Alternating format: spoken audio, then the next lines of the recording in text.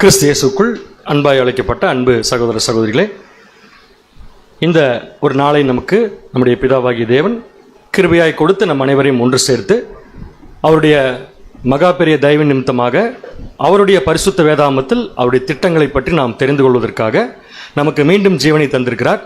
So தேவனுக்கு கிறிஸ்துவின் மூலம் நன்றியை தெரிவித்துக் கொண்டு நாம் இதே பாடத்தை கடந்த ஒரு மாதத்துக்கு முன்னாடி 1ஆம் தேதி டிசம்பர் 1ஆம் தேதி அன்னைக்கு நம்ம பார்த்தோம். அதனுடைய பாகம் 1 நம்ம பார்த்தோம். பாகம் 2 எடுப்பதான் சொல்லியிருந்தோம். அந்த பாகம் 2 தான் நம்ம இன்னைக்கு பார்க்க போகிறோம். ஸோ இது ஒரு கிரேக்க வார்த்தை, அனஸ்டாசிஸ் அப்படிங்கிற வார்த்தை. இதுக்கு தமிழில் நம்ம மீனிங் ஓரளவுக்கு தான் சூட் பண்ண முடியும். அந்த ஓரளவுக்கு சூட் பண்ணக்கூடிய வார்த்தையினுடைய அர்த்தம் என்னன்னு பார்த்தீங்கன்னா, மீண்டும் ஜீவன் பெற்றுக்கொள்வது. இந்த அனஸ்டாசிஸ் அப்படிங்கிறது ஒரு வார்த்தை அல்ல, ஒரு ப்ராசஸ். இது ஒரு வேர்டு கிடையாது, இது ஒரு ப்ராசஸ். இந்த ப்ராசஸ் யார் யாருக்கு பொருந்தாது அப்படின்னு சொல்லி பார்த்தீங்கன்னா, சபைக்கும் திரள் கூட்டத்துக்கும் சுத்தமாக இந்த வார்த்தை என்ன ஆகாதுங்க, பொருந்தவே பொருந்தாது. ஏன்னா அனஸ்டாசிஸ் ஆரம்பிக்கிறதுக்கு முன்னாடி அவங்க ஜீவனை பெற்றுக்கொள்பவர்கள். ஸோ அனஸ்டாசிஸ் யாருக்கு பொருந்தாதுன்னா, சபைக்கும் திரள் கூட்டத்துக்கும் பொருந்தாது. யாருக்கு பொருந்தும்னா, முற்பிதாக்களுக்கும் உலக ஜனங்களுக்கும் மாத்திரம் பொருந்தக்கூடிய ஒரு விஷயம். ஸோ இந்த அனஸ்டாசிஸ் அப்படிங்கிற வார்த்தையை நம்ம தமிழில் மொழிபெயர்க்கிறதுக்கு சரியான வார்த்தை இல்லாத காரணத்தினால தவறாக புரிந்து கொள்றதுக்கு வாய்ப்புகள் இருந்துச்சுன்னு பார்த்தோம். ஸோ இந்த வார்த்தையினுடைய அர்த்தம் தெரிந்து கொள்வதற்காக ஒரு சின்ன விளக்கத்தை நம்ம மீண்டும் பார்க்கலாம். 2 விஷயம் இருக்கு. ஒன்று, இன்னொரு முக்கியமான விஷயம், இது சபைக்கு சம்பந்தம் இல்லாத விஷயம், நம்மளை சம்பந்தப்படுத்த வேண்டாம். ஆனால் இந்த செகண்ட் பார்ட்ல இதை புரிஞ்சுக்கிட்டு அதுக்கப்புறம் நம்ம சபையோட சம்பந்தப்படுத்தி பார்ப்போம். நம்ம முதல்ல செத்துப்போன உலக ஜனங்கள்ல முதல் நடக்கக்கூடிய விஷயம், மரிச்சதுக்கு அப்புறம் அவங்க முதல்ல என்ன பண்ணுவாங்கன்னா, மரித்தோரிலிருந்து எழுந்து வருதல். ஆங்கிலத்தில் சொல்ல போனா rising from dead, not rising to life. Rising from dead, அதாவது குழியில கொண்டு போய் புதைக்கப்பட்ட ஒருத்தர் மீண்டும் குழியிலிருந்து எந்திரிக்கிறது. இது அனஸ்டாசிஸ் கிடையவே கிடையாது. நம்ம பார்த்துட்டோம். அனஸ்டாசிஸ் அப்ப எப்ப நடக்கும்? அவர் எந்திரிச்சு வந்ததுக்கு அப்புறமா அவர் 1000 ஆண்டு அரசாட்சியினுடைய சட்டத்திட்டங்களுக்கு உட்பட்டு புதிய உடன்படிக்கை கீழே வந்து அந்த நிபந்தனைக்கு கீழ்ப்படிஞ்சிருந்தா மட்டுமே கடைசியாக நடக்கக்கூடிய கொஞ்ச காலம் டெஸ்ட்ல பாஸ் பண்ணுவாங்க. அந்த கொஞ்ச காலத்தில் நடக்கக்கூடிய அந்த டெஸ்ட்ல பாஸ் பண்றவங்களுக்கு தான் என்ன கிடைக்குன்னு பார்த்தீங்கன்னா, அனஸ்டாசிஸ் கிடைக்கும். ஸோ இந்த கருத்தை நான் திருப்பி உங்களுக்கு வலியுறுத்துறேன். மரித்தோரிலிருந்து எழுந்தரிப்பதுன்னு ஒன்று இருக்கு, மீண்டும் ஜீவன் பெற்றுக்கொள்வது என்று ஒன்று இருக்கு. இதை சேர்த்து உங்களுக்கு ஒரு வேர்டு சொல்றேன். மரித்தோரிலிருந்து எழுந்தரிச்சா தான் ஜீவன் மீண்டும் பெற்றுக்கொள்ள முடியும். ஆனால் மரித்தோரிலிருந்து எழக்கூடிய எல்லாரும் ஜீவன் பெற்றுக்கொள்வதற்கு வாய்ப்பு இல்லை. ஏன்னா ராஜ்யத்தில் கூட என்ன இருக்குங்க, செகண்ட் டெத், மரணம்ங்கிறது இருக்கு அப்படிங்கிறத நம்ம பார்த்துட்டோம். அப்ப உலக ஜனங்கள் ராஜ்யத்தினுடைய கடைசி பகுதியில் தான் ஜீவன் பெற்றுக்கொள்றாங்க. அப்படின்னா இப்ப வாழ்ந்துட்டு இருக்காங்களே, அவங்களுக்கு இப்ப வாழும்போது ஜீவன் இல்லையா? கண்டிப்பா கிடையாது. நம்ம ஏற்கனவே பார்த்துட்டோம். இந்த சின்ன சின்ன பாயிண்ட்ஸ் மட்டும் வாசிட்டு நம்ம போலாம். 6th வால்யூம்ல பேஜ் நம்பர் 946ல ரசல்பர்க் கொடுத்த பதில் இதுக்கு வாசிங்க. இப்ப மரண தண்டனை விதிக்கப்பட்ட வினாடியில் இருந்து அவனுடைய ஜீவன் அவனிடத்தில் இருந்து பறிமுதல் செய்யப்பட்டது. ஆதாமுடைய ஜீவன் ஆதாமிடமிருந்து என்ன பண்ணப்பட்டிருக்குங்க, பறிமுதல் செய்யப்பட்டாச்சு. மரிக்கிற நிலைமை துவங்கியது. அப்பவே என்ன கண்டிஷன் ஆரம்பிச்சிருச்சு? மரிக்கிற நிலைமை தொடங்கியது. இதற்கு மேலும் அவன் ஜீவனுக்குள் இல்லை. இதற்கு மேல் அவனுக்குள் என்ன இல்ல, ஜீவன் இல்ல. அப்ப ஆதாமுக்கு ஜீவன் அப்படிங்கிற விஷயம் கொஞ்சம் கொஞ்சமா போக ஆரம்பிச்சிருச்சு. ஜீவன் அப்படிங்கிற விஷயம் அங்க கன்ஃபார்ம் ஆகல, ஜீவன் என்ன ஆயிடுச்சுங்க, போக ஆரம்பிச்சிருச்சு. இந்த ஆதாமுக்கு ஜீவன் எப்ப கிடைக்கும்னு சொல்லி பாத்தீங்கன்னா, 1000 ஆண்டு அரசாட்சியில ஆதாம் உயிர் தெழுந்து வந்ததுக்கு அப்புறமா உடனே கிடைச்சிருமா? இல்ல, அதுக்கப்புறம் ஒரு ப்ராசஸ் இருக்கு. அதுக்கு பேர் தான் என்னங்க, லிட்டில் சீசன். அந்த லிட்டில் சீசனோட சேர்த்ததுக்கு ஒரு பேர் வச்சேன்னு கேட்டீங்கன்னா அனஸ்டாசிஸ், மீண்டும் ஜீவன் பெற்றுக்கொள்ளுது. அப்ப உலக ஜனங்களை நம்ம சுத்திட்டு இருக்காங்களே, நம்மளை சுத்தி நீ காலையில் வரும்போது கூட பஸ்ல பார்த்துருப்பீங்க, பஸ் ஸ்டாண்ட்ல பார்த்துருப்பீங்க, நம்ம வீட்டுக்கு பக்கத்தில் பார்த்துருப்பீங்க. ஏன் சில பேர்த்து கூட நீங்க சண்டை கூட போட்டுருக்கலாம். அவங்கெல்லாம் உயிரோடு இருக்காங்களா, மரித்தவர்களா? அப்ப மரித்த பணத்து கூட சண்டை போடுறவங்க யார்? உயிரோடு இருக்கிறவர்கள். சொல்றதுக்கே கஷ்டமா இருக்கு. நம்முடைய ஆண்டவர் கிளியரா இந்த கான்செப்டை வலியுறுத்திட்டாரு. மத்தேயு 8ஆம் அதிகாரம் 22ஆம் வசனம். மத்தேயு 8ஆம் அதிகாரம் 22ஆம் வசனம். அதற்கு இயேசு, மரித்தோர் தங்கள் மரித்தோரை அடக்கம் பண்ணட்டும். சோ இந்த இடத்துல நம்முடைய ஆண்டவர் சொல்றது 2 மரித்தோர். ஒன்னு மரித்தோர், இன்னொன்னு மரித்தோர். யார் இந்த 2 மரித்தோர்? ஒன்னு மரித்து போய் ஃப்ரீசர் பாக்ஸ்ல வச்சிருக்கிற மரித்தோர், கண்ட்ரோல்ஸ்க்கு போகும்போது ஃப்ரீசர் பாக்ஸ்ல வச்சிருக்கிற மரித்தோர் ஒரு மரித்தோர். இன்னொரு மரித்தோர் யாருங்க? ஃப்ரீசர் பாக்ஸ்க்குள்ள போக போறவங்க, ஆந்திவேல் இருக்கிறாங்க. கரெக்டா நான் சொல்றது? ஃப்ரீசர் பாக்ஸ்க்குள்ள போக போறவங்க. அவங்க எப்படி இருப்பாங்க? சுத்தினே அழுதுட்டு இருப்பாங்க. இவங்க 2 பேருமே யாருன்னு பாத்தீங்கன்னா, மரித்தோர் தங்கள் மரித்தோரை அடக்கம். இவங்களுக்கு எல்லாம் ஜீவன் எப்ப கிடைக்குன்னு பாத்தீங்கன்னா, 1000 ஆண்டு அரசாட்சியில மீண்டும் குழியிலிருந்து எந்திரிச்சு வந்து சட்டதிட்டங்களுக்கு கீழ்ப்படிஞ்சு அவங்க தேவன் சொல்ற அந்த டெஸ்ட்ல பாஸ் பண்ணா மட்டும்தான். வெள்ளாடு செம்மறியாடு பேரபிள்ல பாஸ் பண்ணா மட்டும்தான் அவர்களுக்கு ஃப்ரீசர் பாக்ஸில் இருந்து விடுதலை கிடைக்கும் என்பதை மிகவும் மகிழ்ச்சியுடன் தெரிவித்துக் கொள்கிறோம். அது வரைக்கும் உலக ஜனங்களுக்கு என்ன இல்லை? ஜீவன் இல்லை. இந்த பாயிண்ட் யாருக்கு சூட் ஆகாது? நமக்கு சூட் ஆகாது. ஏன்னா நமக்கு ஏற்கனவே ஜீவன் என்ன ஆச்சு? கிடைச்சாச்சு. இன்னும் கன்ஃபார்ம் ஆகல. எப்ப கன்ஃபார்ம் ஆகும்? இப்போ கொஞ்ச நேரத்தில் கன்ஃபார்ம் பண்ணிடலாம். ஓகே, ஸோ இதுதான் உலக ஜனங்களுடைய கண்டிஷன். அப்போ உலக ஜனங்கள் குழியிலிருந்து எந்திரிச்சு வந்த உடனே என்னென்ன வழியில அவர்கள் ஜீவன் பெற்றுக்கொள்வார்? சின்ன ஒரு விளக்கம் பேஜ் நம்பர் 946 ரசல்பர்க் கொடுத்திருக்கார். வாசிக்கலாம். இது தேவனை அறிகிற அறிவு அவர்களுக்கு வெளிச்சம் கொடுக்கும்படி பூமி எங்கும் நிறைந்திருக்கும். வசனம் கூறுக. ஏசாயா தலைப்பு கேட்கல, வசனம் கூறுகன்னா நம்பர் சொல்லக்கூடாது. சமுத்திரம் ஜலத்தினால் நிறைந்திருக்கிறது போல பூமி ஓகே, அண்டர்ஸ்டுட். இன்னொரு வசனம் புதிய ஏற்பாட்டில், பிரேத குழிகள் உள்ள அனைவரும் அவருடைய சத்தம் இல்ல சத்தியம் கேட்கும் காலம் வரும். அந்த காலத்தை தான் அவங்க அப்ப கேட்பாங்க. கரெக்டுங்களா? சோ எந்திரிச்சு வந்தோன்னா சத்தியம் கேட்கப்படும், சத்தியம் நிறைஞ்சிருக்கும். இப்ப அவங்களுக்கு சூஸ் பண்றதுக்கு சாய்ஸ் கிடைக்கும்.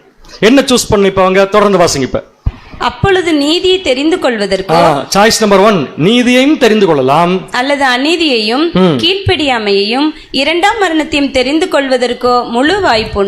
முழு சாய்ஸ் அவங்க கையில் இருக்கு. ரெண்டே சாய்ஸ் தான். ஒன்னு அனஸ்டாசிஸ், இன்னொன்னு கவனிக்கல, சரியா கவனிக்கல. ஒன்னு அனஸ்டாசிஸ், இன்னொன்னு செகண்ட் டெத். இந்த ரெண்டு மட்டும்தான் அவங்களுக்கு சான்ஸ். எப்பன்னு கேட்டீங்கன்னா, அவங்க உயிர்த்திலிருந்து வந்து சத்தியத்தை கேட்டு அதுக்கப்புறம் அவங்க வாழக்கூடிய வாழ்க்கை ஒன்னு நீதி, தட் மீன்ஸ் மீண்டும் ஜீவன் பெற்றுக்கொள்றது. அப்படி இல்லைன்னா ரெண்டாம் மரணம். இது மட்டும்தான் உலக ஜனங்களுக்கு சாய்ஸ். ஸோ அவங்க குழியிலிருந்து எந்திரிச்சு வருவாங்க, அதுக்கப்புறம் சத்தியம் கேட்பாங்க, கேட்ட சத்தியத்தை ஏற்றுக்கொள்வார்கள். ஆனா அங்க ஒருத்தர் கேட்ட சத்தியத்தின்படி நடக்கல. நல்லா புரிஞ்சுக்கோங்க, இது ஒரு கேஸ் ஸ்டடி. கேட்ட சத்தியத்தின்படி நடக்கல, புதிய உடன்படிக்கை கீழ்ப்படியில. இப்ப அவருக்கு என்ன கிடைக்கும் ராஜ்யத்துல? ஜீவனா செகண்ட் டெத்தா? Second death. செகண்ட் டெத் அவர் வாங்குறதுக்கு லிட்டில் சீசன் வரைக்கும் வெயிட் பண்ணுமா, அல்லது முன்னாடியே கிடைச்சிருமா? முன்னாடியே கிடைச்சிரும். எத்தனை வருஷத்துல கிடைக்கும்? Each 100 years. படிச்சோம் இல்லையா? ஒருத்தர் உயிர்த்தெழுந்து வராருன்னா அவருக்கு அங்கிருந்து 100 வருஷம் சான்ஸ். அந்த 100 வருஷத்துல தன் உண்மை தன்மையை கொஞ்சமாவது ப்ரூவ் பண்ணலனா அந்த 100 வருஷத்தோட அவருக்கு என்ன வந்துடும்? செகண்ட் டெத் வந்துடும். 100 வருஷத்துல உண்மை தன்மையை ப்ரூவ் பண்ணாங்கன்னா அடுத்த 100 வருஷம், அதுல ப்ரூவ் பண்ணா அடுத்த 100 வருஷம். இப்படி 100 வருஷத்துல ஃபில்டர் ஆகி வரவங்க தான் போய் வெள்ளாடு செம்மறியாடு நிப்பாங்களே தவிர, எடுத்த உடனே உயிர்த்திலிருந்து வந்த எல்லாருமே போய் கடைசி ஜட்ஜ்மெண்ட்ல நிக்க போறது இல்ல. இதுக்கு ஒரு உதாரணம் கூட சொன்னேன் உங்களுக்கு. நான் ரயில்வேல வந்து எக்ஸாம் அனௌன்ஸ் 100 பணியிடங்கள் காலியா இருக்குன்னு சொல்லிட்டு அனௌன்ஸ்மெண்ட் கொடுக்குறாங்க. அதுக்கு முதல்ல எடுத்த உடனே கூட்டு போய் இன்டர்வியூ வச்சிருவாங்களா? ஃபில்டர் பண்ணுவாங்க. எப்படி ஃபில்டர் பண்ணுவாங்க? பேப்பர்ல ஆட் கொடுப்பாங்க. அந்த ஆடை பேஸ் பண்ணி தகுதி உள்ளவங்க மட்டும் அப்ளை பண்ணலாம், தகுதி உள்ளவங்க மட்டும் அப்ளை பண்ணலாம். அப்ளை பண்றப்பே பாதி பேர் போயிடுவாங்க, அப்ளிகேஷன் ஃபெயில். அதுக்கப்புறம் ரிட்டன் டெஸ்ட், அதுல ஃபெயில். கடைசியா யார் வந்து நிப்பாங்கன்னு பாத்தீங்கன்னா, அந்த 100 பேருக்கு ஒரு 500 பேர் என்ன பண்ணுவாங்க? வந்து நிப்பாங்க. இந்த 500 பேரும் தகுதியானவர்களான்னு பார்த்தா கிடையாது. ஆனா 500 பேருக்கு என்ன தகுதி இருக்குன்னா, இதுக்கு முன்னாடி இருக்கிற தகுதியெல்லாம் ஃபுல்ஃபில் பண்ணிட்டு வந்திருக்காங்க. அந்த மாதிரி தான் ஈச் 100 years ப்ரூவ் பண்ண ஒருத்தரால கடைசியா நடக்கக்கூடிய லிட்டில் சீசன் டெஸ்ட்ல பாஸ் பண்ணி வந்தா அவர்கள் வெள்ளாடாக மாற்றப்படுவார்கள், செம்மறியாடாக மாற்றப்படுவார். சோ இதுதான் ரொம்ப ரொம்ப முக்கியமான விஷயம். வாசிக்கலாம். யோவான் 5ஆம் அதிகாரம் 28ஆம் வசனம். யோவான் 5ஆம் அதிகாரம் 28ஆம் வசனம். இதை குறித்து நீங்கள் ஆச்சரியப்பட வேண்டாம், ஏனென்றால் பிரேத குழிகளில் உள்ள அனைவரும் அவருடைய சத்தத்தை கேட்கும் காலம் வரும். கொஸ்டின்: பிரேத குழிகளில் உள்ள அனைவர் மட்டும்தான் அவருடைய சத்தியத்தை கேட்பாங்க. ஆனா உலக ஜனங்கள்ல சில பேர் பிரேத குழிக்குள்ளே போக போறது இல்ல, அப்படியே மீந்திருக்கிற ஜனங்களை ராஜ்யத்துக்குள்ள போயிருவாங்க இல்லையா? அப்படின்னா பிரேத குழிக்குள்ள போகாத ஜனங்களுக்கு இந்த வசனம் சூட் ஆகாதா? அப்ப பிரேத குழிகள் இருப்பவர் என்றால் என்ன? பிரேத குழிகள் இருப்பவர்கள் என்பது யாருன்னு கேட்டீங்கன்னா, ஆதாமுடைய சந்ததியில வந்து புதிய ஜீவனை நம்மள மாதிரி பெற்று கொள்ளாதவர்கள் எல்லாருமே எங்கதான் இருக்கிறாங்க? பிரேத குழியில் தான் இருக்கிறாங்க. சோ இவங்க எப்படி பிரிக்கலாம்? நம்ம உயிரோடும் இருப்பாங்க, மரித்தும் இருப்பாங்க. சோ இவங்க எல்லாருக்கும் என்ன கிடைக்கும் பாத்தீங்கன்னா, சத்தியம் அவர்கள் உயிர் தெழுந்ததுக்கு அப்புறம் கிடைக்கும். இன்னொரு வசனம் கூட பார்த்து முடிச்சோம் போன தடவை. 1 கொரிந்தியர் 15:22. 1 கொரிந்தியர் 15ஆம் அதிகாரம் 22ஆம் வசனம். ஆதாமுக்குள் எல்லாரும் மரிக்கிறது. நல்லா நோட் பண்ணுங்க. ஆதாமுக்குள் எல்லாரும் மரிக்கிறாங்களா? ஆதாமுக்குள்ள சில பேர் மரிக்கிறதே இல்லையா? அப்படி எங்க போயிடுறாங்க? இஸ்ரேல்லயும் ஒரு பங்கு மரிக்காம ராஜ்யத்துக்குள்ள போயிடுறாங்க, உலக ஜனங்கள்லயும் ஒரு பங்கு மரிக்காம ராஜ்யத்துக்குள்ள போயிடுறாங்கன்னா, அப்ப பவுலுக்கு இந்த வசனத்துக்கு விளக்கம் தெரியலையா? ஆதாமுக்குள் எல்லாரும் மரிக்கிறது இல்லையானா மரிக்கிறாங்க. எப்ப மரிக்கிறான்னு கேட்டா வயசாகி மரிக்கிறத பத்தி இந்த வசனம் சொல்லல. ஏன்னா உலக ஜனங்கள் எல்லாரும் ஆல்ரெடி என்ன கண்டிஷன்ல இருக்கிறாங்க, அவங்களுக்குள்ள என்ன இல்ல, ஜீவனில் எப்ப பெற்றுக்கொள்ள போறாங்க, 1000 ஆண்டு அரசாட்சியின் கடைசியில பெற்றுக்கொள்றதுனால இப்ப பிறந்தாவே அவங்க எதுக்குள்ள வந்துடுறாங்கன்னா டெத் தான் அப்படின்னு ஒரு கொஸ்டின். அப்ப உலக ஜனங்கள் ஆதாம் நிமித்தம் அந்த மரணத்துக்குள்ள எப்ப பிரவேசிக்கிறாங்க? இன்னைக்கு ஹாஸ்பிட்டல்ல ஒரு 100 குழந்தை பிறந்திருக்கு. அந்த 100 குழந்தையும் கன்ஃபார்மா செத்துரும். ஹாஸ்பிட்டல்ல செத்துறாது, பயந்துறாதீங்க, வளர்ந்து செத்துரும். அப்படின்னு அந்த குழந்தை இப்ப எதுக்குள்ள வந்துருச்சு, அந்த குழந்தைக்குள்ள என்ன இல்ல அப்படின்னு அந்த குழந்தை எப்ப ஆதாமுடைய மரணத்துக்குள்ள பிரவேசிச்சது? அவங்க அம்மா வயிற்றுல கருவா உருவாகும் போதே அந்த மரணத்துக்குள்ள வந்துருச்சு. ஏன்னா ஆதாம் பாவம் செய்யும் போது ஆதாமுடைய அறைக்குள்ள அந்த குழந்தை இருந்திருக்கு. ஆதாம் பாவம் செய்யும் போது ஆதாமுடைய அறைக்குள் அந்த குழந்தை என்ன இருக்குங்க இருந்ததுனால கன்ஃபார்மா அவங்க டெத் தான், ஒன்றும் சந்தேகமே இல்லை. வாசிங்க இப்ப பேஜ் நம்பர் 939. ஏன்னா ஸ்பீடா போறேன்னா இதுல போன தடவை பார்த்தது என்னவெனில் ஆதாம் ஒரு சந்ததியின் தகப்பனாக அல்லது அதற்கு ஜீவனை கொடுப்பவனாக இருந்தான். ஒழுங்கா இருந்திருந்தார்னா ஒரு சந்ததிக்கு ஜீவன் கொடுக்கிற தகப்பனா இருந்திருப்பார் ஆதாம். ஆனால் கீழ்ப்படியாமையால் அவனும் அவனுடைய அறையில் இருந்த சந்ததியும் அவனுடைய அறையில் இருந்த சந்ததியும் மரண நிலையை சம்பாதித்துக் கொண்டார்கள். சோ எப்ப மரணங்கிறது வருதுன்னு பாத்தீங்கன்னா தாயின் வயிற்றுல கருவா உருவாகும். ஏன்னா கரு உருவானா தான் அது கன்ஃபார்ம் ஒரு ஜீவனை வரப்போகுதுன்ட்டு, ஒரு ஜீவன் இல்ல ஒரு உருவத்துக்கு வரப்போகுதுன்ட்டு. அந்த உருவங்கிறது என்னைக்கு ஃபார்ம் ஆகுதோ அன்னைக்கே எது கன்ஃபார்ம் ஆயிருதுன்னா ஆதாமுடைய மரணம் கன்ஃபார்ம் ஆயிருது. நமக்கும் சேர்த்து தான், இதுல எந்த மாற்று கருத்தும் இல்லை. ஆனா நம்ம வேற ரூட்ல போயிட்டோம், அதனால நமக்கு இப்ப மரணங்கிற டேஞ்சர் இல்ல.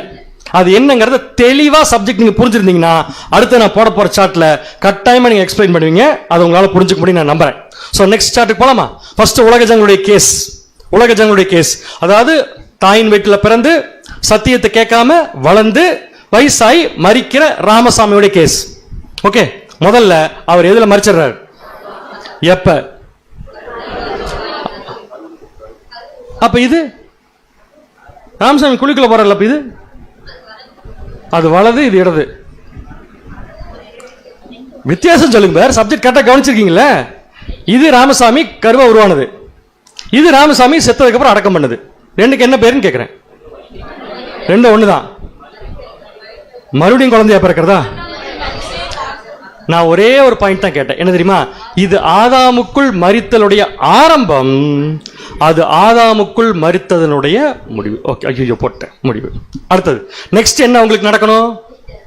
உயிர்த்தெழுதல். யாருக்குள்ள உயிர்த்தெழுந்தவங்க? ஆதாமுக்குள் மரிக்கிற எல்லாரும். அப்ப அவங்களுக்கு என்ன நடக்கணும்? அப்ப ராமசாமி இப்ப எங்க வந்துட்டாரு? இப்ப துணியெல்லாம் சுத்தி இருக்கு, தெரியுதா உங்களுக்கு? அப்படின்னு எங்க இருந்து வந்திருக்காரு? ஜீவன் பெற்றுக்கொள்ள கல்லறையில இருந்து எந்திரிச்சு வந்திருக்காரு. இதுக்கு என்ன பேரு? மரணமா? அனஸ்டாசிஸ். யாருங்க அது? அவரை தான் இப்ப பிடிக்கும். நம்ம இப்ப சுத்தமா சப்ஜெக்ட் கவனிக்கலன்னு அர்த்தம். கிறிஸ்துவுக்குள் உயிர்ப்பிக்கப்படுதல். ஆதாமுக்குள் மரிக்கிற எல்லாரும் கிறிஸ்துவுக்குள் உயிர்ப்பிக்கப்படுதல். இது அனஸ்டாசிஸ் கிடையாது. தெளிவா இருக்கிறீங்களா? இது அனஸ்டாசிஸ் கிடையாது. அப்படின்னு இதுக்கு பேர் என்ன? Raised from dead. பட் வசனத்தின்படி பேர் என்னதான் பாத்தீங்கன்னா கிறிஸ்துவுக்குள். இங்க ராமசாமி இப்ப என்ன ஆயிட்டாருன்னா ரைஸ்டு ஃப்ரம் டெட் வந்துட்டார். இப்ப அவருக்கு ரெண்டு சாய்ஸ். என்னென்ன? ஒன்னு ஜீவன், இல்லாட்டி இப்ப நான் போடுறது கரெக்டா இருக்குன்னு பாத்தீங்களா? ஒன்னு அனஸ்டாசிஸ், இல்லாட்டி செகண்ட் டெத். இந்த சார்ட் அண்டர்ஸ்டாண்ட் ஆயிடுச்சு உங்களுக்கு? இது அண்டர்ஸ்டாண்ட் ஆகலைன்னா அடுத்த 1 மணி நேரம் உங்களுக்கு ஒண்ணுமே புரியாது, அதுக்கு நான் கேரண்டி. இப்ப அடுத்த சார்ட்டுக்குள்ள போறோம். யாரை பத்தி தெரியுமா? நம்மளை பத்தி. கிறிஸ்துடைய சபையை அழைப்பு பெற்ற ஜனங்களுடைய சேம் ப்ராசஸ் இப்ப அடுத்த சார்ட்ல பார்க்க போறோம். நீங்க தான் பேர் வைக்கணும், நான் டைட்டில் மட்டும் தான் போடுவேன். சொல்லுங்க, ஆதாமுக்குள் மரித்தல் என்பது நமக்கு எப்ப ஆரம்பிச்சது? ஞானஸ்தானத்தில் ஆரம்பிச்சது. நீங்களா தாயின் வயிற்றில் பிறக்கிறதே கிடையாது, டைரக்டா பேப்டிசம். பிறக்கும் போது தாயின் வயிற்றில் கருவா உருவாகும் போது ஆதாமுக்குள் மரித்தல் நமக்கு என்ன ஆயிடுச்சு? ஆரம்பமாயிடுச்சு. கரெக்ட், இதுவரை கரெக்ட். நெக்ஸ்ட், ஆதாமுக்குள் மரித்தல் எப்ப நமக்கு முடியும்? ஆனா ராமசாமிக்கு எப்ப முடியும்? கல்லறையில. நமக்கு எப்ப முடியும்? பேப்டிசம். அப்ப நம்ம எப்ப கிறிஸ்துவுக்குள் உயிர்ப்பிக்கப்படுறோம்? யார கரெக்டா சொல்றீங்க? சேம் ஞானஸ்தானம். ஆனா ஆதாமுக்குள் மரித்தலுடைய முடிவு இங்க இருக்கு. கிறிஸ்துவுக்குள் உயிர்ப்பிக்கப்படுதல் நமக்கு முடிவுல ஞானஸ்தானத்துல ஆரம்பிச்சிருக்கு. கிளியர்? கிறிஸ்துவுக்குள் உயிர்ப்பிக்கப்படுதல் ஆரம்பிச்சிருச்சு. அங்கிருந்து நம்ம எதை ஆரம்பிக்கணும்? கரெக்ட். ஜீவன் பெற்றுக்கொள்ற ப்ராசஸ் ஆரம்பிக்கணும். அப்படின்னா எந்த உடன்படிக்கை கீழ் நம்ம வந்துருவோம்? புதிய உடன்படிக்கை கீழே வரோம். யார் எல்லாம் கூட்டிட்டு போய் நல்லா பெரன் ஸ்டைல் உட்கார வச்சு கொட்டணும் போட்டு புதிய உடன்படிக்கைக்குள்ள போறோமா நம்ம? பலியின் உடன்படிக்கை மறந்து போச்சு. பலியினால் அது மட்டும் ஞாபகம் வந்துருச்சு. என்னோட உடன்படிக்கை பண்ணி என்னுடைய பரிசுத்தவான்களை, அப்படின்னா கிறிஸ்துவுக்குள் உயிர்ப்பிக்கப்பட்ட அந்த செகண்ட்ல இருந்து ஆரம்பிக்கிறது உண்மைனா நம்ம எந்த உடன்படிக்கையில வந்துடணும்? பலியின் உடன்படிக்கையில வந்துடணும். வந்த உடனே நமக்கு கிறிஸ்துவுக்குள் உயிர்ப்பிக்கப்படுதல் எப்ப முடியும்னா, படம் எப்ப முடியும்? நமக்கு கிறிஸ்துவுக்குள் உயிர்ப்பிக்கப்படுதல் எப்ப முடியும்? திருப்பி ரீகால் பண்றேன். இது ஆதாமுக்குள் மரித்தலுடைய ஆரம்பம். அப்ப நமக்கு ட்ரூத்தே தெரியாது. அப்ப நமக்கு ட்ரூத் தெரியுமா உங்களுக்குலாம்? தாயின் வயிற்றுல குழந்தையா பிறந்தப்ப 2 வருஷத்துக்கு முன்னாடியே நிறைய பேருக்கு தெரியாது. அதுக்கப்புறம் ஆதாமுக்குள் மரித்தல் எப்ப முடிஞ்சுன்னா நம்முடைய ஞானஸ்தானம். எப்படி உலக ஜனங்கள் சத்தியத்தை கேட்டாங்களோ அதே மாதிரி நம்ம சத்தியத்தை கேட்டு நாலேஜுக்குள்ள வந்து சுயாதீனத்தின் அடிப்படையில் என்ன பண்ணிட்டோம்? முடிவெடுத்து ஆதாமுக்குள் மரித்தல் ஆரம்பிச்சிருச்சு. ஆதாமுக்குள் மரித்தல் ஆரம்பிச்சிருச்சுன்னா, சரி முடிஞ்சிருச்சுன்னா, கிறிஸ்துவுக்குள் உயிர்ப்பிக்கப்படுதல் என்ன ஆயிடுச்சு? நமக்கு இப்ப ஆரம்பிச்சிருச்சு. அடுத்தது கிறிஸ்துவுக்குள் உயிர்ப்பிக்கப்படுதல் முடியணும் இல்ல? அது எப்ப? சந்தேகமா சொல்லக்கூடாது, கான்பிடண்டா சொல்லணும். நம்முடைய மரணம். இது ராமசாமிக்கு எங்க வந்துருச்சு? இதே சாட்டு இங்க வந்துருச்சு. நமக்கு எங்க வந்துருச்சு? இங்க வந்துருச்சு. புரியுதா உங்களுக்கு வித்தியாசம்? சோ இங்க நம்ம என்ன முடிக்கிறோம்னா, நான் கிறிஸ்துவுக்குள்ள உயிர்ப்பிக்கப்படுவேங்கிறத கன்ஃபார்ம் பண்றோம். இங்கதான் அப்போஸ்தலனாகிய பவுல் ஒரு வசனம் பேசினார். என்னன்னா, நல்ல போராட்டத்தை போராடினேன், ஓட்டத்தை முடித்தேன். இது முதல் எனக்கு எது காட்டிருக்கின்றாரு? அப்ப அவர் சாய்ஸ மரணத்தில் எடுக்கல, மரணத்துக்கு முன்னாடி என்ன பண்ணிட்டாரு? சாய்ஸ் எடுத்துட்டாரு. இது முதல் எனக்கு நீதியின் கிரீடம் வைக்கப்பட்டிருக்கு. கிளியரா இருக்கு உங்களுக்கு? அப்படின்னா இப்ப இந்த இடத்துல இந்த முடிவு வரும்போது, நமக்கெல்லாம் இந்த முடிவு வரும்போது எப்ப வரும்? மரணம். இப்படி வச்சுக்கலாம். புலிகுளம் கல்ற வச்சுக்கலாமா வேண்டாமா? இது பேப்டிசம் எடுத்த குழி. இது கடைசியாக கூட அடக்கம் பண்ற குழி.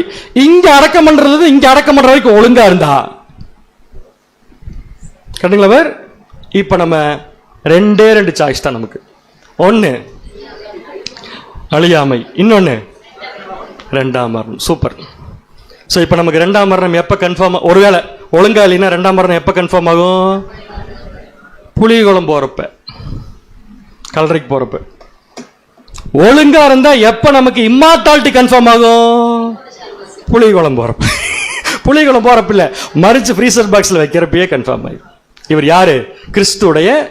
இப்ப கொஸ்டின், இந்த சாய்ஸ நம்ம எங்க எடுக்கணும்? செகண்ட் டெத்தா இம்மார்டாலிட்டிங்கிற சாய்ஸ எங்க எடுக்கணும்? எந்த ஆரம்பம்? கரெக்ட். அப்படின்னா இந்த சார்ட்ல சொல்லணும்னா, கிறிஸ்துவுக்குள் எப்ப உயிர்ப்பிக்கப்படுதல் ஆரம்பிக்குதோ அப்பலிருந்து கிறிஸ்துவோட உயிர்ப்பிக்கப்படுதல் முடியறதுக்குள்ள,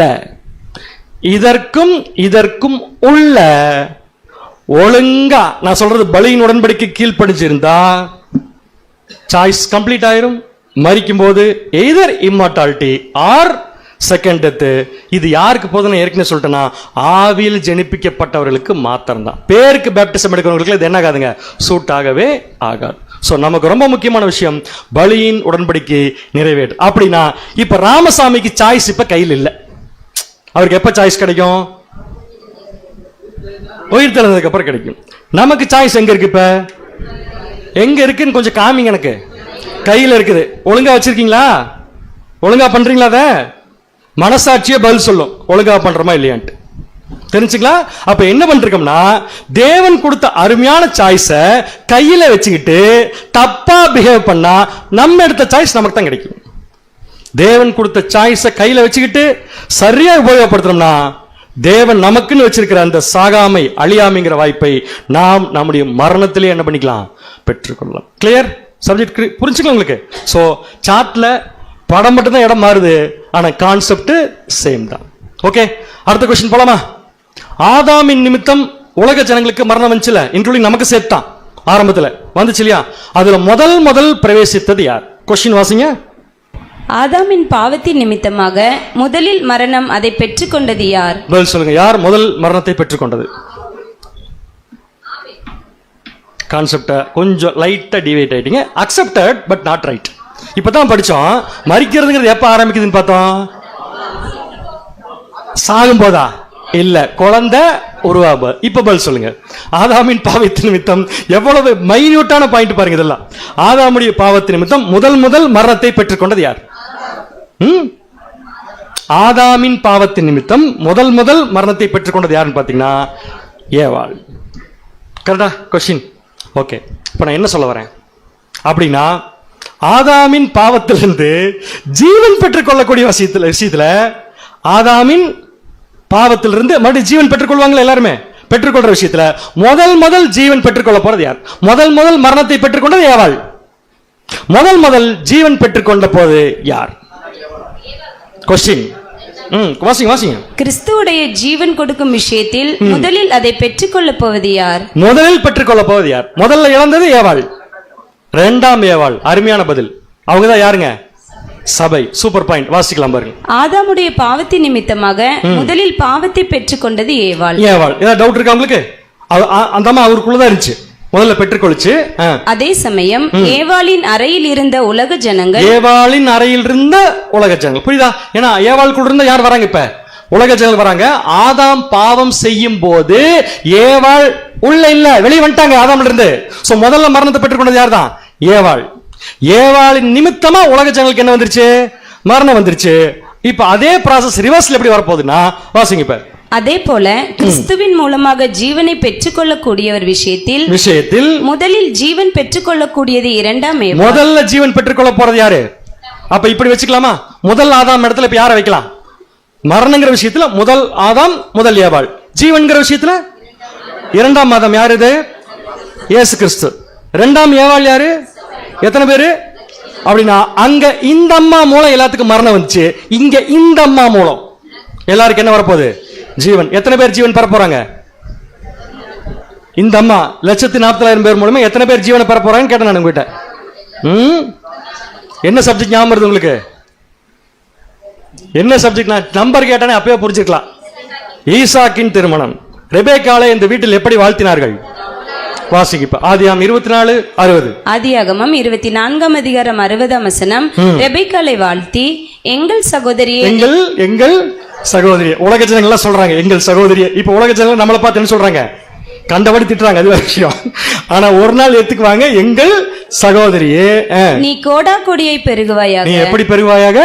கோடா கோடியாய் பெருகுவாயாக. அப்படின்னா எல்லா உலக ஜனங்களும் ஜீவன் பெற்றுக்கொள்ள போற விஷயத்துல முதல்ல ஜீவன் பெற்றுக்கொள்ளக்கூடிய இரண்டாம் ஏவாளாகி நம்ம மூலமா தான் முதல் ஆதாம் கிட்ட இருந்து ஜீவன் போறதுனால இப்ப நமக்கு என்ன பேருன்னு பாத்தீங்கன்னா, கோடான கோடியாய் நீ என்ன பண்ணுவ?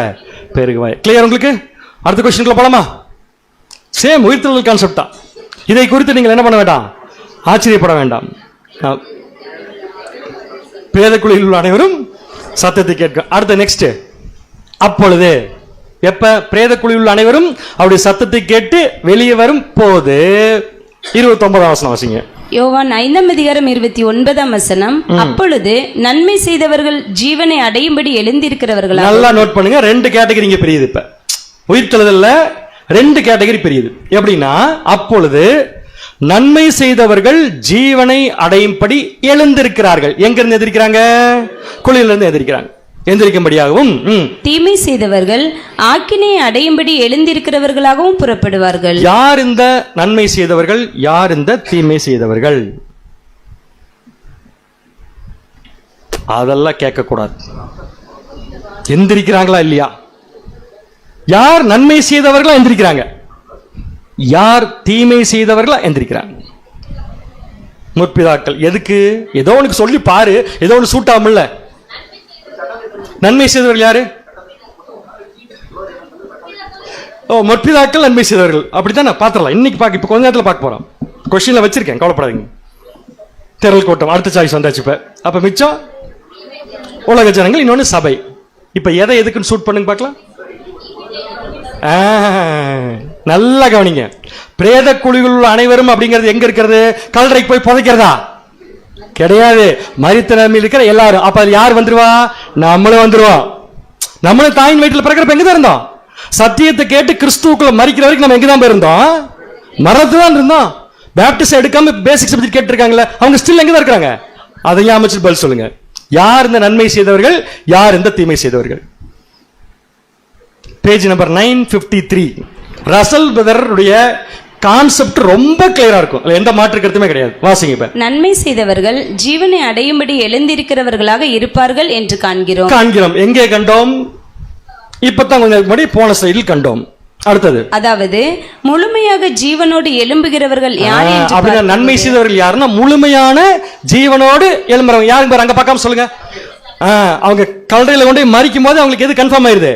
ஜீவன் கன்ஃபார்ம் ஆயிருது. அதுல 2 கேட்டகரி இருக்காங்க, ஒன்னு சபை, இன்னொன்னு திரள் கூட்டம். வாசிங்க இப்ப. யார் என்று பார்க்கும்போது அது ஜெயம் கொள்ளுகிற வகுப்பினர்களாகிய சபை, முற்பிதாக்கள், திரள் கூட்டம் ஆகியோரை தான் குறிக்கும். கொஞ்சம் முற்பிதாக்களை பெண்டிங் வைங்க, அதுல ஒரு பாயிண்ட் பேசிட்டு அப்புறம் வர. கரெக்ட், இது தப்புன்னு நான் சொல்ல மாட்டேன். இப்போதைக்கு என்னுடைய பதில் சபை, திரள் கூட்டம். அவர் சொன்னது முற்பிதா வச்சுக்கோங்க. முற்பிதாக்களை பத்தி படிக்கும்போது அந்த பாயிண்ட் கிளியர் ஆயிரும் நமக்கு. ஓகே. இவர்கள் மாத்திரம் நன்மை செய்தவர்களாக சொல்லப்படும். இவர்கள் மாத்திரம் தான் என்ன செஞ்சிருக்காங்க? அப்ப இவங்க செஞ்ச நன்மை என்ன? இவங்க என்ன நன்மை செஞ்சாங்கன்னா, ராமசாமி குழிக்குள் இருந்து எந்திரிச்சு வந்து கேட்கக்கூடிய சத்தியத்தை இப்பவே கேட்டு அவங்க கீழ்படிச்சதுனால அவங்க பிரேத குழிக்குள் இருந்தா கூட அவங்க வெளியே வந்துட்டாங்க பிரேதத்துல இருந்து. எப்ப? பேப்டிஸ்ட்ல வெளியே வந்துட்டாங்க இல்லையா? அப்ப இவங்க என்ன செஞ்சாங்க? அதுக்கப்புறம் நன்மை செஞ்சாங்க. இப்ப அவங்களுக்கு ஜீவன் எப்ப கிடைச்சிருச்சுன்னா, அவங்க திருப்பி மாம்சத்துல மரிக்கும் போது அவங்களுக்கு என்ன கிடைச்சிருச்சுன்னா ஜீவன் கன்ஃபார்ம். சோ இவங்க தான் யாருங்க? நன்மை செய்தவர்கள் ஜீவனை அடையும்படியாகவும் ஆகிய கூட்டத்தாரை குறிக்கும். அடுத்து வாசிங்க. இவர்கள் மாத்திரமே நன்மை செய்தவர்களாக சொல்லப்பட முடியும். ஆண்டவரின் கருத்தின்படி நன்றாக செய்தவர்கள். வெல், குட், உண்மையும் உத்தமம் உள்ள ஊழியக்காரனே. படிச்சிருக்கோமா? எங்க படிச்சோம்? எங்கேயோ படிச்சிருக்கோம். பேரபிள்ல படிச்சோன்னு சொல்றதுக்கு உங்களுக்கு வாழ்த்துக்கள். எந்த பேரபிள்? தாளந்து கணக்கு கேட்கும் எஜமான். நல்லது, உண்மை அப்படின்னு எப்ப சொன்னார்? கணக்கு பார்க்கும்போதே சொல்லிட்டார். அவங்க தான் நன்மை செய்தவர்கள். திவ்ய ஆமோதிப்பை பெற்றவர்கள். திவ்ய ஆமோதிப்பை. இப்ப ஒரு ஆன்சர் கிடைச்சிருச்சு. பிரேத குழியில் உள்ள அனைவருடைய சத்தத்தை கேட்கும் காலம் வரும், அப்பொழுது நன்மை செய்தவர்கள் ஜீவனை அடையும்படியாகும். அது யாரும் தெரிஞ்சிருச்சு. அடுத்தது, தீமை செய்தவர்கள் என்ன அடையணும்? ஆக்கினை. ஆக்கினை என்ன? தண்டனை. ஆக்கினை 2ஆம் மரணம். பாருங்களேன், எங்கெங்கயோ போகுது சப்ஜெக்ட். ஆக்கினைங்கிறது ஒரு ஜட்ஜ்மெண்ட் பீரியட். ஏற்கனவே படிச்சிருக்குமா? கிரினோ அப்படிங்கிற வார்த்தை இட்ஸ் ப்ரொபேஷனரி பீரியட். ஆக்கினா தண்டனை கிடையாது, தண்டனையிலிருந்து மீண்டு வரக்கு கொடுக்கப்படக்கூடிய காலப்பகுதி. அதுல ஃபெயில் ஆனாதான் தண்டனை. அப்ப தீமை செய்தவர்கள் யார்? அவர்களுக்கு எல்லாருக்கும் தண்டனை கிடையாது. அதுல ஒரு குரூப் தப்பிப்பாங்க. அவங்க யாருன்னா இப்ப நம்ம பார்த்த 3 குரூப்பை தவிர மிச்சம் இருக்கிற எல்லாரும். வாசிங்க இப்ப 954. உலகத்தில் மிஞ்சியுள்ள அனைவரும். உலகத்தில் என்ன பண்ணிருக்காங்க? மிஞ்சியுள்ள. யார் யாரெல்லாம் மிஞ்சியுள்ள? ஒண்ணு மிஞ்சியுள்ள யாருன்னு கேட்டேன் நான். சபை, திரள் கூட்டம், முற்பிதாக்கள் எடுத்துக்கிறேன் நான் கணக்கு. மிச்சம் இருக்கிற எல்லாருமே தேவனால் ஏற்றுக்கொள்ளப்படாதவர்கள். தேவனால் என்ன பண்ணப்படாதவர்கள்? இது அவங்க தப்பு கிடையாதுங்க. ஒருவேளை இது அவங்க தப்பா இருந்துச்சுன்னா அவங்களுக்கு செகண்ட் சான்ஸ் இருந்திருக்காது. கரெக்டா? இது நியாயம், இது நீதியான நியாய தீர்ப்பு. சோ அவங்க தேவனை ஏற்றுக்கொள்ளாதவர்கள், தீமை செய்தவர்கள் என்ற வார்த்தையின்படி ஒன்றாக என்ன பண்ணப்பட்டிருக்கிறாங்க? இப்ப சேர்க்கப்பட்டிருக்கிறார்கள். இவர்களில் அஞ்ஞானிகளும் சேர்க்கப்பட்டுள்ளார்கள். யார் அஞ்ஞானி? தேவனை அறியாதவர்கள் சேர்க்கப்பட்டிருக்கிறார். அடுத்தது, அப்ப அஞ்ஞானினா வேற ஒரு குரூப் இருப்பாங்க, ஞானி. ஆனா இந்த கிளாஸ்ல வரமாட்டாங்க. யாருன்னு பாத்தீங்கன்னா நல்ல சப்ஜெக்ட் எல்லாம் கேட்டு உடன்படிக்கை செய்யாம போறவங்க. வாசிங்க இப்ப. ஏனெனில் அவர்கள் பெரிய இரட்சகரை அறியவில்லை. யார் அறியவில்லை? பெரிய இரட்சகரை யார் பெரிய இரட்சகர்? ஆமா, எல்லாருக்கும் இப்ப யாரை பத்தி தான் தெரியும்? இயேசு கிறிஸ்து பத்தி. பெரிய இரட்சகரை பத்தி தெரியாது. ஆகவே பிதாவை அவர் மூலம் நெருங்க ஸ்லாக்கியம் பெற்றிருக்கவில்லை. அது மாத்திரமல்ல, அதே வேளையில் இயேசுவை பற்றி கொஞ்சம் கேள்விப்பட்டவர்கள் கூட இதில் அடங்குவார்கள். எந்த கேட்டகரியில? நன்மை செய்தவர்களா, தீமை செய்தவர்களா? அப்ப தீமை செய்த கேட்டகரியில் யார் அடங்குவாங்க? இயேசுவை பற்றி கொஞ்சம் என்ன பண்ணிருப்பாங்க, அவங்க கேள்விப்பட்டிருப்பாங்க. யாருன்னு கரெக்டா சொல்லுங்க பார்க்கலாம். இப்ப பேசிக் கிளாஸ் கேட்கறவங்க இல்ல, பேசிக் கிளாஸ் கேட்டுட்டு சாய்ஸ் கரெக்டா எடுக்காம போனவங்க. அவளை விட்டு வெளிவான் கூப்பிடுறப்ப முடியாதுன்னு சொல்லிட்டு போனவங்க. சில பேர் அவளை விட்டு வெளிவான்னு சொல்லி வந்ததுக்கு அப்புறம் மறுபடியும் முடியாது என்று போய் கொண்டிருப்பவர்கள். இவர்கள் இயேசு பத்தி கேள்விப்பட்டிருக்காங்க, பட் நோ சாய்ஸ். அவர்கள் என்ன செய்தவர்களா கருதப்படுவார்கள்? நன்மை செய்தவர்களா, தீமை செய்தவர்களா? தீமை செய்தவர்கள். அடுத்தது, அது மாத்திரமல்ல, அவருடைய ஒப்புரவாக்குதலின் வேலையை பற்றி ஏதோ கொஞ்சம் அவங்களுக்கு என்ன இருக்கும்? தெரிஞ்சிருக்கும். 666 விளக்கம் தெரிஞ்சிருக்கும். இன்னும் பல்வேறு வழிகளில் இந்த அறிவை பெற்றவர்கள், அவர்களுக்கு கொடுக்கப்பட்ட சிலாக்கியங்களுக்கும் தருணங்களுக்கும் பதில் கொடுக்காத, கொடுத்த சாய்ஸ்க்கு கரெக்டா ரிப்ளை பண்ணாதவங்க. தேவன் கொடுத்த வாய்ப்புக்கு கரெக்டா என்ன பண்ணுவாங்க? ரிப்ளை கொடுக்காதங்க. முழுவதுமாக முற்றிலுமாக தங்களை அர்ப்பணித்துக் கொள்ளாதவர்கள் ஆகிய அனைவரும் இதில் அடங்குவர். அனைவரும் இதில் அடங்குவார்கள். ஓகே, அடுத்தது திவ்ய கருத்தின்படி, டிவைன் ஸ்டேட்மெண்ட் படி இவர்கள் எல்லாரும் தீமை செய்தவர்கள். டிவைன் ஸ்டேட்மெண்ட் டக்குன்னு பதில் சொல்லுங்க எதிர்பார்த்தேன். டிவைன் ஸ்டேட்மெண்ட் என்னன்னா வசனம், அவ்வளவுதான். உண்மைதானே? எங்க இப்ப ஒரு டிவைன் ஸ்டேட்மெண்ட் முன்னாடி படிச்சோம் இல்லையா? என்ன டிவைன் ஸ்டேட்மெண்ட் படிச்சோம்? தீமை செய்தவர்கள் ஆக்கினை அடையும்படி எழுந்திருப்பார். அந்த டிவைன் ஸ்டேட்மெண்ட் படி இவர்கள் என்னவா தான் கருதப்படுவார்னா தீமை செய்தவர்கள். ஆனா இவங்க தேவனை ஏமாத்தல. அதனால இவங்களுக்கு எப்ப சான்ஸ் கிடைக்குது? மறுபடியும் ஒரு சான்ஸ் கிடைக்கும். ஆனா இப்ப சான்ஸை கையிலேயே வச்சுட்டு தேவனை ஏமாத்துறவங்களுக்கு கட்டாயமா என்னதான் கிடைக்கும்னா செகண்ட் டெத் தான். ஓகே, அடுத்த கொஸ்டின். அப்படின்னா இப்ப ராமசாமி, குப்புசாமி, இந்த சங்கர் இவங்கெல்லாம் கொடூரமா மற்ற ஜனங்களை கொடுமைப்படுத்தி கொலை பண்றாங்களே, அவங்களும் செத்து போயிட்டாங்களே, தூக்கு மாட்டப்பட்டு செத்து போயிட்டாங்களே. அவங்க நாளைக்கு ராஜ்யத்துக்குள்ள இருந்துச்சு இவ்வளவு ஈஸியா இருக்குமா உங்களுக்கு ப்ராசஸ்? எந்திரிச்சு வருவாங்க, சத்தியம் கேட்பாங்க, கீழ்ப்படிவாங்க, ஜீவன் பெற்றுக்கொள்வாங்க. அப்ப இந்த உலகத்துல என்ன வேணாலும் அக்கிரமம் பண்ணலாம். கொஸ்டின் வாசிங்க. இப்ப கடந்த கால வாழ்க்கையில் செய்த பாவங்களுக்கான தண்டனை மரித்தோரில் இருந்து எழுந்த பின் கிடைக்குமா? நான் கேட்கிற கேள்வி உங்களுக்கு புரிஞ்சுங்களா? இது கேள்வி ரொம்ப சிம்பிளா இருக்கு. நான் உங்களுக்கு அந்த டெப்த் கொடுக்கறதுக்காக ஒரு எக்ஸாம்பிள் சொல்லிக்கிறேன். 100 பேரை கொலை பண்ணியிருக்க ஒருத்தன். அதாவது அரெஸ்ட் ஆகி, ஆனா ஜெயிலுக்குள்ளேயே இல்லை. அரெஸ்ட் ஆகி ஜெயிலுக்குள்ளேயே இல்லை, அரெஸ்ட் ஆகி வெளியே சுத்தி கொலை பண்ணியிருக்கான். இப்ப அவனும் செத்து போயிட்டான். இப்ப குளிர் நினைச்சு வருவானா வரமாட்டானா? டிவைன் ஸ்டேட்மெண்ட் படி வருவான். வந்து என்ன பெற்றுக்கொள்வான்? ஒருவேளை வாய்ப்பு எடுத்து எதை பெற்றுக்கொள்வான் ராஜ்யத்து கடைசியில? அப்படின்னு இந்த பூமியில அவன் செஞ்ச அக்கிரமத்துக்கெல்லாம் ஒண்ணுமே பதில் இல்லையா? அவனுக்கு தண்டனை மீண்டும் இருக்கா இல்லையா? அவனுக்கு தண்டனை மீண்டும் இருக்கா இல்லையா? நோ, கிடையாது. ஏன் கிடையாது? ஆனா தண்டனை இல்ல, அதுக்காக ஃப்ரீயா இருப்பான்னு மட்டும் நினைச்சுக்காதீங்க. தண்டனை இல்லைங்கிறதுக்கு ஒரு வசனம் வாசிக்கலாம். ரோமர் 6:23. ரோமர் 6 அதிகாரம் 23 வசனம். பாவத்தின் சம்பளம் மரணம். கண்டிப்பா பாவத்தின் சம்பளம் என்ன? அப்படின்னு இந்த உலகத்துல எப்பேற்பட்ட குற்றம் செய்தாலும் தண்டனை ஒண்ணுதான். இப்படி கேள்வி புரியுமா? கேட்போம் உங்களுக்கு. ஒரு கொலை செஞ்சாலும் தூக்குதான். ஏதாவது சொல்லுங்க. 10 கொலை செஞ்சாலும் தூக்குதான். தூக்கு தலைகீழாவா போடுவாங்க, 10 பண்ணு இல்ல தூக்குதான். அப்ப மனுஷன் என்ன சட்டம் வச்சிருக்கான்? எக்ஸ்ட்ரீம்ங்கிறது ஒண்ணு இருக்கு, அது மாறவே மாறாது எத்தனை செஞ்சாலும். அதே மாதிரிதான் ஆதாமுடைய சந்ததியினுடைய எக்ஸ்ட்ரீம் தண்டனை என்னன்னா டெத் மட்டும்தான். வாசிங்க. இப்ப பாவத்தின் சம்பளம் மரணம். கிளியர் உங்களுக்கு? அப்ப அந்த ராமசாமி, குப்புசாமி, இந்த சங்கர்லாம் தண்டனை அனுபவிச்சிட்டாங்க. எப்ப? மரணத்துல. சூப்பர். வாசிங்க. இப்ப பேஜ் நம்பர் 966. தற்கால பாவங்களுக்கு தண்டனை கிடையாதா என்று ஒருவர் கேட்கிறார் என்றால், நம்ம கேட்டதான் வேற அந்த அவரை பத்தி தான் கேட்டால் அவருக்கு நாம் பதில் கூறுகிறோம். ஒவ்வொரு பாவத்திற்கும் நீதி நிச்சயமாக தண்டனை வழங்கும். ஒவ்வொரு பாவத்துக்கு கண்டிப்பா என்ன உண்டு? அதான் நீதி. அடுத்து நெக்ஸ்ட். நாம் எல்லோரும் அறிந்துள்ளபடி ஆதாமின் பாவம் 6000 வருடங்களாக தண்டிக்கப்பட்டுள்ளது. தண்டனை எத்தனை வருஷமா இருக்குது? 6000 வருஷமா தண்டிக்கப்பட்டுள்ளது. அடுத்தது. அந்த தண்டனைக்கு கீழ் எல்லா சிருஷ்டிகளும் ஏக்கத்துடன் பிரசவ வேதனைப்பட்டு மரணத்திற்குள் மூழ்கிவிட்டது. எல்லாருக்கும் ஒரே தண்டனை தான். 10 கொலை பண்ணவனுக்கும் மரணம் தான் தண்டனை, அவனால் கொலை செய்யப்பட்டவனுக்கும் தண்டனை மரணம் தான். இப்படி கூட ஒரு கேள்வி கேட்கலாம் தேவனுடைய பார்வையில் இருந்து. அவன் 10 கொலை பண்ணல, சரி 10 கொலை பண்ணார்ல, அவர் கொலை பண்ணார்ல ஒருத்தர, அவர் யாரு? அவர் ஒரு பாவி. அப்ப இவர் என்ன ஆக்சுவலா பண்ணிருக்காருன்னா தேவனுக்கு அவருடைய வேலையை சிம்பிள் பண்ணிருக்காரு, அவ்வளவுதான். ஏன்னா எல்லாரும் திருப்பி எங்குள்ள போயானோ, குழிக்குள்ள போயானும். புரிஞ்சவங்களுக்கு நான் என்ன சொல்றேன்? அப்ப தண்டனைங்கிற விஷயம் மரணத்தோட என்ன ஆயிடுச்சுங்க? முடிஞ்சிருச்சு. ஏன்னா இவங்க எல்லாத்துக்கும் சேர்த்தான் நம்முடைய ஆண்டவராக இயேசு கிறிஸ்து ஈடுபலி கொடுத்திருக்கிறார். இந்த கான்செப்ட் அக்செப்டடா? அப்ப தண்டனை எதோட கேன்சல் ஆயிடுச்சு? என்ன அருமையான கான்செப்ட்னா, அந்த 10 கொலை பண்ணவனுக்கு ஆதாமின் நிமித்தம் வந்த அந்த என்ன சொல்றது பாவம் எப்ப ஒட்டிக்கிச்சுன்னா அவன் தாயின் வயிற்றுல கருவ வருவான் போது. தண்டனை எப்ப கிடைச்சிருச்சுன்னா இயேசு கிறிஸ்துடைய மரணத்துல அவனுக்கு என்ன கிடைச்சிருச்சு? தண்டனை. ஏன்னா விடுதலைன்னு சொல்றதுக்கு எனக்கு வாய் வரலது. ஆனா அதோட அவன் லைஃப்ல அவன் பூமியில ஆதாமுடைய சந்ததியில வந்ததுக்கான தண்டனை என்ன பண்ணிட்டான், நிறைவேற்றி முடிச்சிட்டான். ஆனா மீண்டும் கட்டாயமா என்ன பண்ணுவான், எந்திரிச்சு வருவான். போட்டோவை மட்டும் மறைச்சிட்டேன். யாருன்னு உங்களுக்கு புரிஞ்சிருக்கு நான் நினைக்கிறேன். ஏன்னா இந்த எக்ஸாம்பிள் தான் அடிக்கடி கேட்பாங்க நம்ம பேசிக் சப்ஜெக்ட்ல வந்து. அப்ப இவன் இப்படி எல்லாம் கொலை செஞ்சா இவனுக்கு ஒண்ணுமே கிடையாது, ராஜ்யத்தில் அவனும் உயிர் தெளிந்து வந்துருவானா? அப்ப நம்ம ஆளுடைய நோக்கம் என்ன? அவன் உயிர் தெளிந்தே வரக்கூடாது.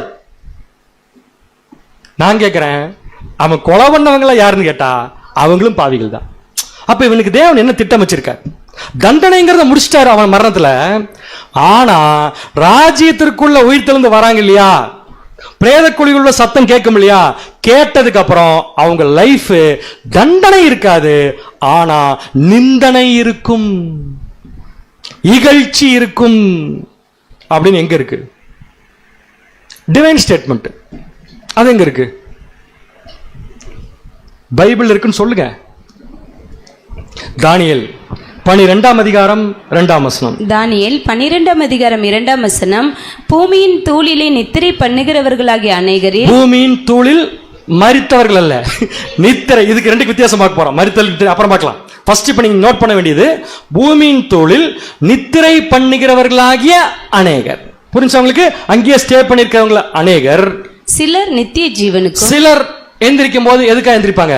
நித்திய ஜீவன். அது எப்ப கிடைக்கும்? எவர் லாஸ்டிங் லைஃப். அவங்க பர்ஃபெக்ட் ஆகும்போது அனஸ்டாசிஸ்ல கிடைக்கும். உங்களுக்கு புரியுதா? உங்களுக்கு அனஸ்டாசிஸ்ல கிடைக்கும். அடுத்தது சிலர் நித்திய நிந்தைக்கும். அந்த சிலர் எதுக்கு எந்திரிக்கிறாங்களாமா? நித்திய நிந்தைக்கும் இகழ்ச்சிக்கும் விழித்து எந்திரிப்பார். அப்ப உயிர் தெளிந்து வரும்போது சில பேருக்கு நிந்தை இகழ்ச்சி இருக்காது, ஆனா சிலருக்கு கண்டிப்பா என்ன இருக்கும்னா நிந்தை இகழ்ச்சி இருக்கும். இங்கிலீஷ்ல பாத்தீங்கன்னா ரசல்பரோட கமெண்ட்ரியில பேஜ் நம்பர் 666ல இருக்கு பாத்தீங்கன்னா, 6th வால்யூம்ல, டு ஷேம், அதாவது வெக்கப்படுற மாதிரி ஒரு கண்டிஷன் கண்டிப்பா உங்களுக்கு இருக்கும். டிஸ்ஹானர் இருக்கும். அப்படின்னா மரியாதைக்குரிய விஷயங்கள் அவனுக்கு உயிர் தெளிந்து வந்ததுக்கு அப்புறம் இருக்கும். இருக்குமா? இப்ப நான் பேசணும், ஒருத்தன் அவன் ராஜ்யத்துக்குள்ள அவர் ராஜ்யத்துக்குள்ள உயிர் தெளிந்து வந்ததுக்கு அப்புறமா அவருக்கு ஒழுங்க உடன்படிக்கை கீழ், அதாவது அந்த ராஜ்யத்தின் நிபந்தனைகளுக்கு கீழ்ப்படிஞ்சிருந்தா கண்டிப்பா ஜீவன் கிடைக்கும். அது எந்த, ஏன்னா தேவன் நீதி மாற்ற மாட்டார். முன்னாடி செஞ்ச பாவத்துக்காக திருப்பி உன்னை போட்டு நான் மாட்டுவேன்னு சொல்ல மாட்டார். ஏன்னா மரண தண்டனை எப்ப கிடைச்சிச்சு? அவனுக்கு மரணத்திலே கிடைச்சிருச்சு. இப்ப உயிர் தெளிந்து வந்துட்டான். வந்ததுக்கு அப்புறமா இப்ப அவனுக்கு தண்டனை கிடைக்காது, ஆனா இகழ்ச்சியும் நிந்தையும் கண்டிப்பா கிடைக்கும். ஏண்டா செஞ்சோன்னு அவன் கண்டிப்பா ஃபீல் பண்ணுவான். அப்படி ஃபீல் பண்ணாமல அவன் ஜீவனுக்குள்ள போக முடியாது. அதுக்கு தான் அந்த வசனம் ப்ரூஃப். இப்ப ரசல் பேர் யார் எக்ஸாம்பிள் எடுத்திருக்காருன்னா, நீரோ மன்னன். யார் அது? நீங்க சொல்றீங்களே ராமசாமி, குப்சாமி, சங்கர், அதோட பெரியவர். இது 100 சங்கர் இவரு. ஓகே, இவரு ராஜ்யத்துக்குள்ள வரும்போது ரொம்ப அமைதியா பீஸ்ஃபுல்லா புதிய உடன்படி கீழ் படிஞ்சு அழகா அப்படி ஜீவன் பெற்றுக்கொள்வாரா? கட்டாயமே கிடையாது. நாமளே விட மாட்டோம் அப்படி இருந்தா. வாசிங்க. இப்ப பேஜ் நம்பர் 963, பேஜ் நம்பர் அப்புறம் போடுறேன், இப்ப வாசிருங்க. கொஞ்சம் எல்லாரும் வாசிக்கும் போது எங்க வாசிக்கிறாங்கன்னு கவனத்தை சிதற விட்டீங்கன்னா திருப்பி பிடிக்க முடியாது, ஃபாலோ பண்ண முடியாது. வாசிங்க. இப்ப நாம் ஏற்கனவே நீரோவை ஒரு உதாரணமாக உபயோகித்துள்ளோம். நல்ல வேளை அவர் காலத்துல அவர் இல்ல, அதனால அவர் நீரோ உபயோகித்தார். அவன் நித்திய இகழ்ச்சிக்கும் நிந்தைக்கும் வருபவர்களில் ஒருவனாக நிச்சயமாக இருப்பான். தானியேல்ல படிச்ச வசனத்தின்படி அவனுக்கு தண்டனை முடிஞ்சது, ஆனா என்ன இருக்கு? இன்னும் நித்திய இகழ்ச்சியும் நிந்தையும் இருக்கும். அதுல நீரோமன் யாரா இருப்பான்? ஒருவனாக இருப்பான். ஆமா, இருக்கு ஒரு நிமிஷம். நீரோமன் யார் சொல்லுங்க? நான் பாட்டுக்கு ஓர பேசிட்டு போயிட்டு, ரோம்ல ஒரு வீடு கட்டி தீ வச்சார். டீ வைக்கல, தீ வச்சார். எதுக்கு வச்சாரு? ரோம் நகரத்துக்கு வச்சார். ஏன் வச்சாரு? அதாவது ரோம ஜனங்களுக்கும் யூத ஜனங்களுக்கும் விரோதத்தை ஏற்படுத்துறதுக்காக இவரே கொண்டு ரோம் நகரத்தில் தீ வச்சுட்டு யூதர்களை வச்சாங்கன்னு சொல்லிட்டார். இன்னும் சொல்ல போனா யூதர்கள் இல்ல, கிறிஸ்தவர்கள். அப்படின்னா யூதர்கள் இருந்து கிறிஸ்தவர்களை கன்வெர்ட் ஆனவங்கள பொறாமை கொண்டு கொல்வதற்காக ஏற்படுத்தப்பட்ட ஒரு ஆயுதம். இப்ப இவரு யார் யாரெல்லாம் கொலை செய்வதற்கு காரணமா இருந்தாரோ அவங்களும் செத்துட்டாங்க. இப்ப அவங்களும் எந்திரிச்சாச்சு, இவரு எந்திரிச்சாச்சு. இப்ப அவங்களுக்கு இந்த நிந்தை இகழ்ச்சி இருக்காது. ஆனா யாருக்கு இருக்கும்? இவருக்கு இருக்கும். எப்படி இருக்கும்னா, வாசிங்க. இப்ப எங்க இருந்து விட்டீங்க? நிச்சயமா எந்த லைன் நம்பர் சொல்லிட்டு வாசிங்க, எனக்கு கேப் விட்டா போயிடுது. Third line.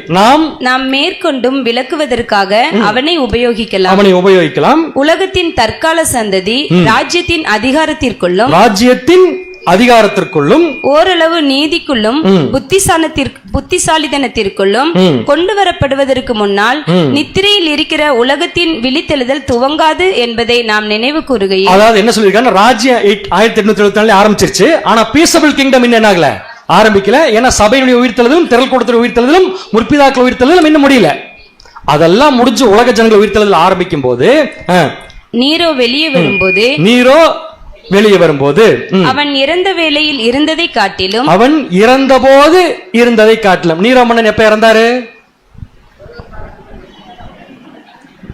அவர் செத்து போனப்ப இறந்தார்.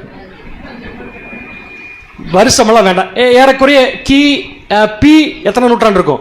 ஒரு 3ஆம் நூற்றாண்டு வச்சுக்கலாமா? எனக்கும் தெரியல, விட்டுருங்க. 2ஆம் நூற்றாண்டு வச்சுக்கலாமா? வச்சுக்கலாம், விட்டுருங்க. அவர் முடிச்சிட்டாரு, அவர் போய் நீங்க கொலை பண்ண வேண்டியதில்லை. 60 சரி, கிபி 60 இறந்துட்டார்னு வச்சுக்கோங்க. வாய்ப்பு இல்லை, இருந்தாலும் பரவாயில்ல, எடுத்துக்கலாம். இறந்துட்டார், ஓகே. முதல் நூற்றாண்டுல இறந்துட்டார். அவர் முதல் நூற்றாண்டுல இறக்கிறப்ப கடைசியா கண்ணு பார்த்திருப்பார்ல, திறந்து சாகருக்கு முன்னாடி. அப்ப பூமியை பார்த்திருப்பார்ல, மரிச்சிட்டார். இப்ப திருப்பி உயிர்த்தெழ போறார். இப்ப வாசிங்க தொடர்ந்து. அவன் இறந்த வேளையில் இருந்ததை காட்டிலும் வித்தியாசமான சமுதாய நிலைமைகள் இருப்பதை அவன் காண்பான். அவன் எந்திரிச்சு வரும்போது, அவன் கண்ணை திறக்கும் போது அவன் பார்க்கிற காட்சி கண்ணை மூடுறப்ப இருந்த காட்சியா இருக்காது. வித்தியாசமா சூழ்நிலை என்ன இருக்கும், மாறி இருக்கும். ஒரு வித்தியாசமான சூழ்நிலை கூறுக. அவர்களால் கொல்லப்படல் எந்திரிச்சிருப்பாங்க. சூப்பர், இது நல்ல பாயிண்ட். அவன் பாப்பான், நம்ம இவனை கொண்டுட்டோமே ஏற்கனவே அப்படின்னு பாப்பான். இன்னொன்னு, சாத்தான் என்ன பண்ணப்பட்டிருப்பாங்க, கட்டப்பட்டிருப்பான். அவன் எதிர்பார்த்த தீமைகள்லாம் அங்க என்ன நடக்காது. அவன் எந்திரிச்சு பார்க்கும்போது ரோட்ல ஒருத்தர் ஸ்பீடா போய் முட்டும் போது, அவர் அப்ப ரோட்ல போயிருக்க மாட்டாங்களா யாரும், இன்னொரு இறந்தப்ப ஸ்பீடா போய் நடந்து போய் முட்டும் போது கோவம் வந்திருக்கும். இப்ப வண்டியில போய் முட்டினா கூட ஒருத்தருக்கு என்ன வராது, என்ன கோவம் வராம இருக்கு அப்படின்னு நம்ம பாப்பானா இல்லையா? யார் பாப்பா? நீரோ மன்னன் பாப்பார். அடுத்து தொடர்ந்து வாசிங்க. அவன் காண்பான் என்று உடனடியாக நாம் யோசிப்போம். கண்டிப்பா அவன் பார்க்கிற சூழ்நிலை வித்தியாசமாக இருக்கு என்று யோசிப்போம். அவனால் வளர்க்கப்பட்டு எவனால் வளர்க்கப்பட்டு? நீரோ மன்னனால் வளர்க்கப்பட்டு கை கொள்ளப்பட்ட கெட்ட பழக்க வழக்கங்கள். நீரோ மன்னன் இருந்தப்ப அவன் கொண்டு எஸ்டாப்ளிஷ் பண்ண பாருங்க, கெட்ட பழக்க வழக்கங்கள் அவமானத்தை கொண்டு வரும் ராஜ்யத்தில். அருமையான பாயிண்ட். அவன் எந்தெந்த விஷயத்தெல்லாம் அவன் உயிரோடு இருக்கிறப்ப ப்ராமினென்ட்டா செஞ்சானோ அக்கிரமம், அதெல்லாம் ராஜ்யத்துக்குள்ள ஒருத்தர் செஞ்சா அவமானமா இருக்கும். உதாரணமா எப்படி எடுத்துக்கலாம், இன்னைக்கு ரோட்ல ஒருத்தர் தலையில நடந்து போனா எப்படி இருக்கும்? இப்ப யோசிக்க ஆரம்பிச்சிட்டீங்க எப்படி இருக்கும். அதாவது நல்லா ட்ரெஸ் பண்ணிருக்கோம். இப்ப நம்ம ஒரு காலகட்டம் வரைக்கும் வேற மாதிரி ட்ரெஸ் இருக்க முடியாது. பழைய காலத்து ட்ரெஸ் ஒருத்தர் போட்டு போனாரு, இப்ப எப்படி இருக்கும்? அந்த மாதிரி ஒரு காட்சி தோன்ற ஆரம்பிக்கும் அவனுக்கு. யாருக்கு? நீரோ மன்னனுக்கு. அவனால் வெறுத்து விலக்கப்பட்ட நற்குணங்கள் முக்கியமானதாக கருதப்படுவதை எப்படி இருக்கும்னா, இவன் எதெல்லாம் இவன் சர்வாதிகாரத்தால வெறுத்து ரூல் போட்டானோ தேசத்துல இதை பண்ணக்கூடாதுன்ட்டு, அதை எல்லாரும் பண்ணுவாங்க. இன்ஃபேக்ட் சொல்ல போனா, இவனால கொல்லப்பட்டாங்கல்ல, இவன் ஒரு சட்டம் போட்டு அந்த சட்டத்தை மதிக்காம சில பேர்த்து கொண்டான்ல, அந்த ஜனங்க எந்திரிச்சு இவன் போட்ட சட்டத்துக்கு கீழ்ப்படிஞ்சிட்டு இருப்பாங்க. இப்ப இவனால என்ன பண்ண முடியாது. இப்ப இவனுக்கு என்ன வரும்? பெருத்த அவமானம். என்னால ஒண்ணுமே செய்ய முடியலையே அப்படின்னு ஒரு அவமானம் வருமா இல்லையா? இந்த வேதனை சாதாரண வேதனை இல்லைங்க. அடுத்து நெக்ஸ்ட், ஆளுகையில் இருப்பதையும் அவன் காண்பான். எதெல்லாம் நல்ல குணம் வச்சு இவன் வந்து கெட்டதுன்னு சொல்லி விட்டது, நல்லதை வேண்டான்னு சொல்லி விட்டதெல்லாம் ராஜ்யத்துல எஸ்டாப்ளிஷ் ஆகிருக்கும் வரும்போது, அவனை காட்டிலும் குறைவாக வேண்டுமென்றே செய்தவர்கள், அவனோட கொஞ்சம் கம்மியா குற்றம் செஞ்சவங்க, குறைவாக சீர்கெட்டவர்கள், அருமையா இருக்கு அந்த வார்த்தை. அடுத்தது, குறைவாக துஷ்டத்தனம் உள்ளவர்கள், குறைவான துஷ்டத்தனம் உள்ளவர்கள் இவனோட பெட்டரா இருப்பாங்க. கரெக்டா? குறைவாக இகழ்ச்சியுள்ளவர்கள் ஆகிய இவர்களை காட்டிலும் அவன் அதிகமாக தன்னை சுற்றியுள்ள சூழ்நிலைகள் எல்லாவற்றையும் ஏற்றுக்கொள்ள அவனால டைஜஸ்டே பண்ண முடியாது சூழ்நிலை. இவன் ஆகாதுன்னு சொன்னதெல்லாம் எல்லாருமே பண்ணும். இன்ஃபேக்ட் இவனும் பண்ணியாடும். இவன் ஆகாதுன்னு எதை சொன்னா, கிறிஸ்தவர்கள் அப்படிங்கிற குரூப் உதாரணத்துக்கு வச்சுக்கோங்க, பைபிள் இல்ல, கிறிஸ்துவ பின்பற்றக்கூடாதுன்னு சொல்லியிருப்பான். இப்ப எல்லா ஜனங்களும் யாரை பின்பற்றி இருப்பாங்க? இவனை எதை பின்பற்றியானோ? கிறிஸ்து. எவ்வளவு பெரிய அவமானம் இருக்கும். இன்னைக்கு பெயர் சபையில் நம்ம போய் நோட்டீஸ் கொடுக்க போறப்போ ஒருத்தர் நம்மளை கூட்டு போய் உள்ள அடிச்சார்ல, அடி வாங்கினதுக்கு மட்டும் தான் தெரியும். கட்டி வச்சாங்கல்ல, கட்டி வச்சவரு நம்மளை நம்ம அங்க இருக்க போறதுல நான் நினைக்கிறேன். அந்த மாதிரி வேலை செஞ்ச ஒருத்தர், கிறிஸ்துவுக்காக அகைன்ஸ்டா இருந்த ஒருத்தர், இப்ப கிறிஸ்துவ பத்தி அவரே போய் நோட்டீஸ் கொடுக்கணும். கொடுப்பாரா? இன்னைக்கு பெயர் சபையில் இருக்கிற ஒரு போதகர் நம்ம கொடுக்குற நோட்டீஸ் அவர் போய் கொடுக்க வேண்டியிருக்கும். ஏத்துக்குவாரா? இந்த அவமானம் சாதாரணமான அவமானம் அங்க இருக்க. ரொம்ப ரியலிஸ்டிக்கா பார்த்தா இந்த பாயிண்ட் ரொம்ப கரெக்டா இருக்கு. அதாவது தப்பு செஞ்சவன் எப்படி வேணாலும் தப்பு செய்யலாம்னா அதுக்கு ஒரு காலம் இருந்துச்சு. அது ஆதாமுடைய சந்ததிக்கு கொடுக்கப்பட்ட கிரேஸ் பீரியட் 6000 years. ஆனா அதுலயும் கிரேஸ் என்னன்னா நம்முடைய ஆண்டவராக இயேசு கிறிஸ்துவோட ஈடுபலி. தப்பிச்சாங்க, மீண்டும் உயிர்த்தெழுந்து வந்துட்டாங்க. திருப்பி எல்லாம் இன்னொரு சான்ஸ் கிடையாது. ஆனா திருப்பி அவன் மனம் திருந்தோன்னா அவனுடைய பழைய மனநிலைமை கண்டிப்பா மாறாம மனம் திரும்ப முடியாது. இப்ப கடைசியில் வாசிக்கலாம். சரித்திரத்தின் வாயிலாக அவன் நன்றாக பிரபலம் அடைந்திருந்தாலும், யாரு? நீரோ மன்னன் பிரபலம் அடைந்திருந்தாலும். மேல வாசிங்க. மேலும் அவன் தன்னுடைய அதிகாரங்களையும் தருணங்களையும் துஷ்பிரயோகம் பண்ணியதால் மாத்திரமல்ல தன்னுடைய சொந்த தாயை கொலை செய்தவனாகவும் ஆண்டவரின் விசுவாசிகளை உபத்திரவப்படுத்தினவனாகவும் கொடுமைப்படுத்தினவனாகவும் இருந்தது நிமித்தமும் பொதுவாக இகழ்ச்சிக்குரியவனாக இருக்க. புரிஞ்சவங்களுக்கு அப்படின்னு என்ன அர்த்தம்? இன்னைக்கு நம்ம ஒரு கேஸ் எடுத்தோம் இல்லையா, 100 கொலை பண்ணவர் ஒருத்தர். அந்த 100 கொலை பண்ணவர் உயிர்த்தெழுந்து வரும்போது அவர் யாரை கொலை பண்ணாரோ அவங்கெல்லாம் வந்து இவருக்கு சாப்பாடு போடுவாங்க. அவன் யோசிப்பான், நான் உங்க ஜீவனை எடுத்தேன், நீங்க எனக்கு ஜீவன் கொடுக்குறீங்க. அவன் கண்ணில இருந்து என்ன வரும்? கண்டிப்பா அவன் உண்மையாலுமே திருந்தவனா இருந்தா திருந்திடுவான். இதுக்கு வசனம் கூறுக. வாயிலிருந்து வெளிப்படுத்தின விசேஷம். இதற்கு வசனம் கூறுக. இப்படி சொல்லட்டுமா? அவர் அருவாள் வச்சிருந்தார் கையில, தலையை வெட்டினார். அதே அருவாளை வெட்டப்பட்டவர் உயிர்த்தெழுந்து எழுந்திருந்து அறுத்து சமையல் செஞ்சு சாப்பாடு போடுவார். இதுக்கு வசனம் கூறுக. நீங்களே ஒருத்தருக்குள் ஒருத்தர் பேசிக்கொள்ளும்படியாக அன்புடன் கேட்டு. ஏசாயா 2ஆம் அதிகாரம் 4ஆம் வசனம். ஏசாயா 2ஆம் அதிகாரம் 4ஆம் வசனம். அவர் ஜாதிகளுக்குள் நியாயம் தீர்த்து திரளான ஜனங்களை கடிந்து கொள்வார். அப்பொழுது அவர்கள் தங்கள் பட்டயங்களை மண்வெட்டிகளாகவும் தங்கள் ஈட்டிகளை அரிவாள்களாகவும் அடிப்பார்கள். ஈட்டிகளை எப்படி அடிப்பாங்களாமா? அரிவாள்களாகவும் அடிப்பார்கள். ஜாதிக்கு விரோதமாய் ஜாதி பட்டயம் எடுப்பதில்லை. ஜாதிக்கு விரோதமாய் ஜாதி இனிமேல் என்ன எடுக்காது?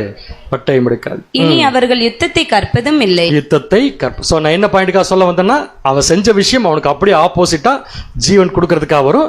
இதுல இருந்து ஒருவேளை திருந்துனா அவர்கள் ராஜ்யத்துக்குரிய பிள்ளைகளாக மீண்டும் என்ன பண்ணலாம்? மாறலாம். எந்த பாயிண்ட்டுக்காக வந்தேன்னா, இவ்வளவு கொடூரமா ஒரு குற்றம் செஞ்ச ஒருத்தன் உயிர்த்தெழுந்து வந்ததுக்கு அப்புறம் குற்றமே செய்யாம மறிச்சவங்களோட ஈக்குவலா இருப்பானா? இல்ல. ஆனா தண்டனை கிடையாது. ஆனா என்ன இருக்குன்னா, இகழ்ச்சியும் நிந்தையும் கண்டிப்பார். இதை ஒட்டின இன்னொரு வசனம். அப்ப நீரோமனுடைய பாவம் தண்டனைக்குட்பட்டாலும் அந்த பாவம் அவர் மரிக்கும் போதே மரிச்சிருச்சா இல்ல தொடர்ந்து வருதா? நீரோமன்னனுடைய பாவம் பண்ணார் இல்லையா, மரிச்சிட்டார் இல்லையா, மரிக்கும் போதே நீரோமனுடைய பாவம் எல்லாம் கேன்சலா அல்லது தொடர்ந்து வருமா? வசனம் வாசிக்கலாம். 1 தீமோத்தேயு 5ஆம் அதிகாரம் 24ஆம் வசனம். நான் சொல்ற பாவங்கிறது அவருக்குள்ள ஆதாமின் நிமித்தம் வந்த பாவம் இல்ல. அது எப்பயே மரிச்சிரும், டெத்துக்கு போற மரிச்சிரும். ஆனா அவர் செஞ்ச பாவத்துடைய விளைவு டெஃபினட்டா வரும். இப்ப வாசிங்க. 1 தீமோத்தேயு 5ஆம் அதிகாரம் 24ஆம் வசனம். சிலருடைய பாவங்கள் வெளியரங்கமா இருந்து தப்பிச்சுக்கிறாங்க. நியாய தீர்ப்புக்கு முந்திக் கொள்ளும். இந்த சிலருடைய பாவம் நியாய தீர்ப்புக்கு என்ன பண்ணிக்குதாமா? முந்திக் கொள்ளுமாமா. அடுத்தது, சிலருடைய பாவங்கள் அவர்களை பின்தொடரும். எத்தனை கேட்டகரி இருக்கு இந்த வசனத்துல? 2. என்னென்ன? அதெல்லாம் கேட்க கூடாது. சிலருடைய பாவங்கள் நியாய தீர்ப்புக்கு என்ன பண்ணிக்கும்? முந்திக்கும். சிலருடைய பாவங்கள் அவர்களை பின். யார் இது? இது யாரு? எதெல்லாம் நல்லது அது பூரா சபைக்கு போட்டுவிடு. பசங்க பரீட்சையில சாய்ஸ் கண்டுபிடிப்பாங்க தெரியுமா? நல்லா இருக்கிறதெல்லாம் எடுத்து மார்க் பண்ணி, இருக்கு மோசமா இருக்கிறதெல்லாம் சாத்தானுக்கு மார்க் பண்ணிவிடு. எப்படின்னு சொல்லணும் நான் விளக்கம். நீங்க சொல்றீங்களா பதில்? இது சிலருடைய பாவங்கள் இருக்கு, ஆனா வெளியரங்கமா இருந்து நியாய தீர்ப்புக்கு என்ன பண்ணிருச்சு? முந்திருச்சு. தட் மீன்ஸ் நியாய தீர்ப்போட அவங்க பாவங்கள் க்ளோஸ்டு. ஆனா சிலருக்கு நியாய தீர்ப்பு முடிஞ்சும் பாவம் என்ன ஆகுது? பின்தொடர்ந்து. இப்ப புரியுது உங்களுக்கு? அப்படின்னு இந்த கேஸ் யார்? நியாய தீர்ப்பு முந்திக் கொள்ற கேஸ் யாருன்னா, வாசிங்க. இப்ப தேர்ந்தெடுக்கப்பட்டவர்கள், அழைக்கப்பட்டவர்கள், தெரிந்து கொள்ளப்பட்டவர்கள், உண்மையுள்ளவர்கள். தேர்ந்தெடுக்கப்பட்டவர்கள் தங்கள் பாவங்களை எல்லாம் உலகத்திற்கான பொது நியாய தீர்ப்பு நேரத்தில் எப்ப உலகத்துக்கான பொதுவான நியாய தீர்ப்பு எப்ப நடக்கிறது? செம்மறியாடு வெள்ளாடு அங்க நடக்கிறதுக்கெல்லாம் முன்னாடியே நியாய தீர்ப்பில் தீர்த்து விடுபவர்கள். நியாய தீர்ப்பில் தீர்த்து. இது யாருங்க பேர்? இப்பவே தீர்த்துட்டு போறது யாருன்னு கேட்டேன். எப்பவே தீர்த்துட்டோம். ஆதாமின் நிமித்தம் வந்த பாவத்தை தீர்த்தாச்சு. இப்ப செஞ்சிட்டு இருக்கிற பாவத்தையும் தீர்த்துருவோம். எப்ப தீர்த்துருவோம்? நம்ம தீர்ந்து போகும்போது தீர்த்துருவோம். இல்லைன்னா தொடராது, செகண்ட் டெத் முடிஞ்சது. ஸோ இந்த கேஸ் புரிஞ்சா கிளியரா? அப்படின்னா இந்த அவர்களை பின்தொடரும் யாரு? இப்ப படிச்சோம் பாருங்க, நீரோமன்ன, இந்த ராமசாமி, குப்புசாமி, அப்புறம் ஒரு கேஸ் பார்த்தோம் இல்லையா? இவங்க எல்லாம் மரணங்கிற தண்டனை அனுபவிச்சிட்டா கூட சிந்தை அதான் இருக்குது பழசு, அது கண்டிப்பா அவங்கள விடாது. சோ அதுக்கு பேர் தான் அவர்களை பின்தொடரும். வாசிங்க இப்ப. தேர்ந்தெடுக்கப்பட்டவர்கள் தங்கள் பாவங்களை எல்லாம் உலகத்திற்கான பொது நியாய தீர்ப்பில் தீர்ப்பவர்கள். பொது நியாய தீர்ப்புல போய் தான் தீர்க்கிறவங்க. சிம்பிளா சொல்ல போனா இந்த யுகத்திலேயே தங்கள் பாவங்களை தீர்த்து முடிக்கிறவங்க நியாய தீர்ப்புக்கு முந்திக்கிறாங்க சபை. கரெக்டுங்களா? அடுத்த பாயிண்ட் யாருன்னா, முடிக்காம இருக்கிறவங்க அடுத்த யுகத்துல என்ன பண்றாங்கன்னா தங்கள் பாவத்தை தீர்த்து கொள்றாங்க. இவங்க யாருன்னு பாத்தீங்கன்னா உலக ஜனங்கள். கிளியர்? உயிர்த்தெழுதலின் வகைகள் கூறுக. முதலாம் உயிர்த்தெழுதல், மேன்மையான உயிர்த்தெழுதல், பெரிதான உயிர்த்தெழுதல். சரி, ஏதோ ஒன்று வச்சுக்க, டக்கு ஆரம்பிங்க. பொதுவான உயிர்த்தெழுதல், மேன்மையான உயிர்த்தெழுதல், உயிர்த்தெழுதல். சரி விடுங்க, இந்த வம்பே வேண்டாம். ஸோ 3 உயிர்த்தெழுதல் என்னென்ன? பெட்டர், மேன்மையான உயிர்த்தெழுதல், முதலாம் உயிர்த்தெழுதல், பொதுவான. இப்ப நம்ம படிச்சது நியாய தீர்ப்புக்கு பின்தொடர்றது பொதுவான உயிர்த்தெழுதலை போய் க்ளோஸ் பண்றது. இந்த 3 உயிர்த்தெழுதலுக்கும் உள்ள சம்பந்தங்களை கூறுக. முதல்ல நம்ம வரும்னு ஆசைப்படுறது எந்த உயிர்த்தெழுதல்? இந்த லிஸ்ட்ல முதல்லையா?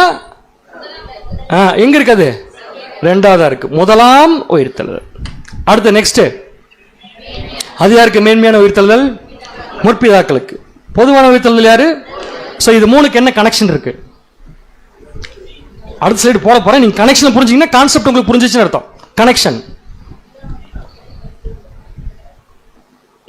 கனெக்ஷன் எனது தொடர்புகளை கூறுக. எப்படி கேட்கட்டுமா? இதுல 1 நடக்காம மிச்சம் 2 நடக்காது. இதுதான் கேட்டேன் உங்ககிட்ட. முதலாம் உயிர்த்தெழுதல் நடக்காம மிச்ச உயிர்த்தெழுதல் இல்ல. ஒத்துக்கிறீங்களா? அதையே திருப்பி ஒரு சொல்லுங்களா என்கிட்ட. முதலாம் உயிர்த்தெழுதல் இல்லாம மேன்மையான உயிர்த்தெழுதல் இல்ல. ஒத்துக்கிறீங்களா இல்லையா? முதலாம் உயிர்த்தெழுதல் இல்லாம பொதுவான உயிர்த்தெழுதல் நடக்காது. முதலாம் உயிர்த்தெழுதல் நடந்தா தான் பொதுவான உயிர்த்தெழுதல் நடக்கும். அப்ப அந்த உயிர்த்தெழுதலுக்கு இந்த உயிர்த்தெழுதலுக்கு ஏதோ சம்பந்தம் இருக்கு. பொதுவான உயிர்த்தெழுதல் யாருக்குன்னா உலக ஜனங்களுக்கு. இந்த 3க்கு இருக்கிற ரிலேஷன்ஷிப்பை வாசிக்கலாம். அப்புறம் அடுத்த கொஸ்டினுக்கு வரேன் நான். Page number 950. ஆதி காலத்து மேன்மையுள்ளவர்கள் எதிர்பார்த்திருந்த மேலான உயிர்த்தெழுதல் முதலாம் உயிர்த்தெழுதலாக இருக்காது. போதும், எல்லாரும் எண்ணி பாருங்க. இங்க என்ன சொல்றாருன்னா ரசல்பர், முன்னோர்கள் வாழ்ந்தாங்கல்ல, முற்பிதாக்கள், அந்த முற்பிதாக்கள் எதிர்பார்த்து காத்திருந்த மேன்மையான உயிர்த்தெழுதல் இருக்குல்ல, பெட்டர் ரெசரக்ஷன், அது சபைக்கு இப்ப கிடைக்கிற முதலாம் உயிர்த்தெழுதலாக இருந்திருக்க வாய்ப்பு இல்லை. அப்படின்னா முற்பிதாக்கள் எந்த உயிர்த்தெழுதல் எதிர்பார்க்கல? முதலாம் உயிர்த்தெழுதல் அவங்க என்ன பண்ணல? எதிர்பார்க்கல. ஆனா எதை எதிர்பார்த்திருக்காங்க? மேன்மையான உயிர்த்தெழுதல். வச்சுக்கலாம். அடுத்து நெக்ஸ்ட். அது சுவிசேஷ யுகத்தின் போது கிறிஸ்து தலையாகவும் அவருடைய சபை சரீரமாகவும் அழைக்கப்பட்டவர்களுக்கு மாத்திரமே என்று நமக்கு அப்போஸ்தலர் கூறுகிறார். முதலாம் உயிர்த்தெழுதல் சபைக்கு மாத்திரம் தான், நமக்கு நல்லாவே தெரியும். அடுத்தது, இந்த ஆதி காலத்து மேன்மை பெற்றோர் பெறுகிற மேலான உயிர்த்தெழுதல், அதாவது முற்பிதாக்களுடைய உயிர்த்தெழுதல். மேன்மையான உயிர்த்தெழுதல் என்பது அவர்களோடு இருந்த மானிடர்கள் பெறுவதை விட உயர்வானதாக பொதுவான உயிர்த்தெழுதலை விட பெட்டரா இருக்கும். நல்லா புரிஞ்சுக்கோங்க. பெட்டர் ரெசரக்ஷன் எதை விட பெட்டரா இருக்கும்னா, ஜெனரல் ரெசரக்ஷன் இருக்குல்ல, அதை விட எப்படி இருக்கும்? பெட்டரா இருக்கும். ஆனா முதலாம் உயிர்த்தெழுதலை விட பெட்டரா என்ன பண்ணாது? இருக்காது. ஒத்துக்கிறீங்களா? அது பின்னாடி மாத்தக்கூடாது. அடுத்த கொஸ்டின்ல. அடுத்தது நெக்ஸ்ட். மேலும் 1000 வருட யுகத்தின் போது அதன் ஆரம்பத்தில் நியாய தீர்ப்புகள் மூலமாக வருகிற படிப்படியான உயிர்த்தெழுதலை விட இது மேலான, உடனடியாக மனுஷனின் பரிபூர்ண நிலைக்கு. 1000 வருட யுகத்தின் போது ஆரம்பத்தில் வரக்கூடிய நியாய தீர்ப்பு மூலமா வரக்கூடிய உயிர்த்தெழுதல், அது எது? பொதுவான உயிர்த்தெழுதல். உலக ஜனங்களுக்கு படிப்படியா தானே வருது 1000 ஆண்டு அரசாட்சியில. அந்த உயிர்த்தெழுதலை விட இது மேலான, அதாவது உலக ஜனங்களை விட முற்பிதாக்கள் உயிர்த்தெழுதல் மேலான, உடனடியாக மனுஷனின் பரிபூர்ண நிலை கொண்டு வருகிற ஒரு உயிர்த்தெழுதலா இருக்கும். ஹியூமன் பர்ஃபெக்ஷனுக்கு உடனடியாக என்ன பண்ணிடுவாங்க? அவங்க வந்தக்கூடிய உயிர்த்தெழுதலாகத்தான் இருக்கும் என்று அப்போஸ்தலர் கூறுகிறார். அதனால அவங்களுக்கு ராஜ்யத்தில் என்ன வாய்ப்புனா, யாருக்கு? முற்பிதாக்களுக்கு ராஜ்யத்தில் என்ன வாய்ப்புனா, இது அவர்களை கிறிஸ்துவின் கனத்துக்குரிய ஊழியக்காரர்களாக இருக்கவும் 1000 வருடத்தின் போது ராஜ்யத்தின் ஊழியக்காரர்களாக இருக்கவும், மேலும் பரிபூர்ண மனிதர்களாக, பூமியின் பிரபுக்களாக. போதும், வசனம் கூறுக. சங்கீதம் 45 சாசனத்தின் தலைப்பு கூற வேண்டாம், வசனம் கூற வேண்டும். உம்முடைய பிதாக்களுக்கு பதிலாக உம்முடைய குமார். சில பேருக்கு எங்கேயோ இன்னும் ரொம்ப நேரமா பேசிட்டு இருக்கிறதா உயிர்த்தல் எப்படி பார்த்துட்டு இருக்காங்க. நீ அவர்கள் பிதாக்களுக்கு பதிலாக அவருடைய குமார் இருப்பார்கள், அவர்களை பூமி எங்கும் என்ன வைப்பாரு. சோ அவங்க வரக்கூடிய உயிர்த்தலுக்கு என்ன பேரு? Better resurrection. It is not better than first resurrection, அதை மறந்துட வேண்டாம். ஆனா பெட்டர் தேன் பொதுவான உயிர்த்தெழுதல். கிளியர்? இப்ப கொஸ்டின், முற்பிதாக்கள் உயிர்த்தெழுந்து வருவாங்க. எப்போ உயிர்த்தெழுந்து வருவாங்க? பேர் கேட்கல. எப்போ உயிர்த்தெழுந்து வருவாங்க? சபை முடிஞ்சு, அங்கிருந்து ஆரம்பிக்கிறீங்க. சபை முடிஞ்சு, திரள் கூட்டம் முடிஞ்சு என்ன பண்ணுவாங்க? உயிர்த்தெழுந்து வருவாங்க. வரும்போது அவங்களுக்கு ஜீவன் கன்ஃபார்மா அல்லது இல்லையா? கன்ஃபார்மா சொல்றீங்களா? எந்திரிச்சு வரும்போது அவங்களுக்கு ஜீவன் கன்ஃபார்மா, கன்ஃபார்ம் இல்லையா? என்ன கேட்டா கன்ஃபார்ம், ஆனா கன்ஃபார்ம் இல்லை. ஏன்னா கன்ஃபார்ம் பண்ற வேலை அவங்க பண்ணணும், அதுக்காக தோத்துருவாங்க நான் சொல்ல வரல. அப்படி எங்கேயுமே பைபிள் இல்லை.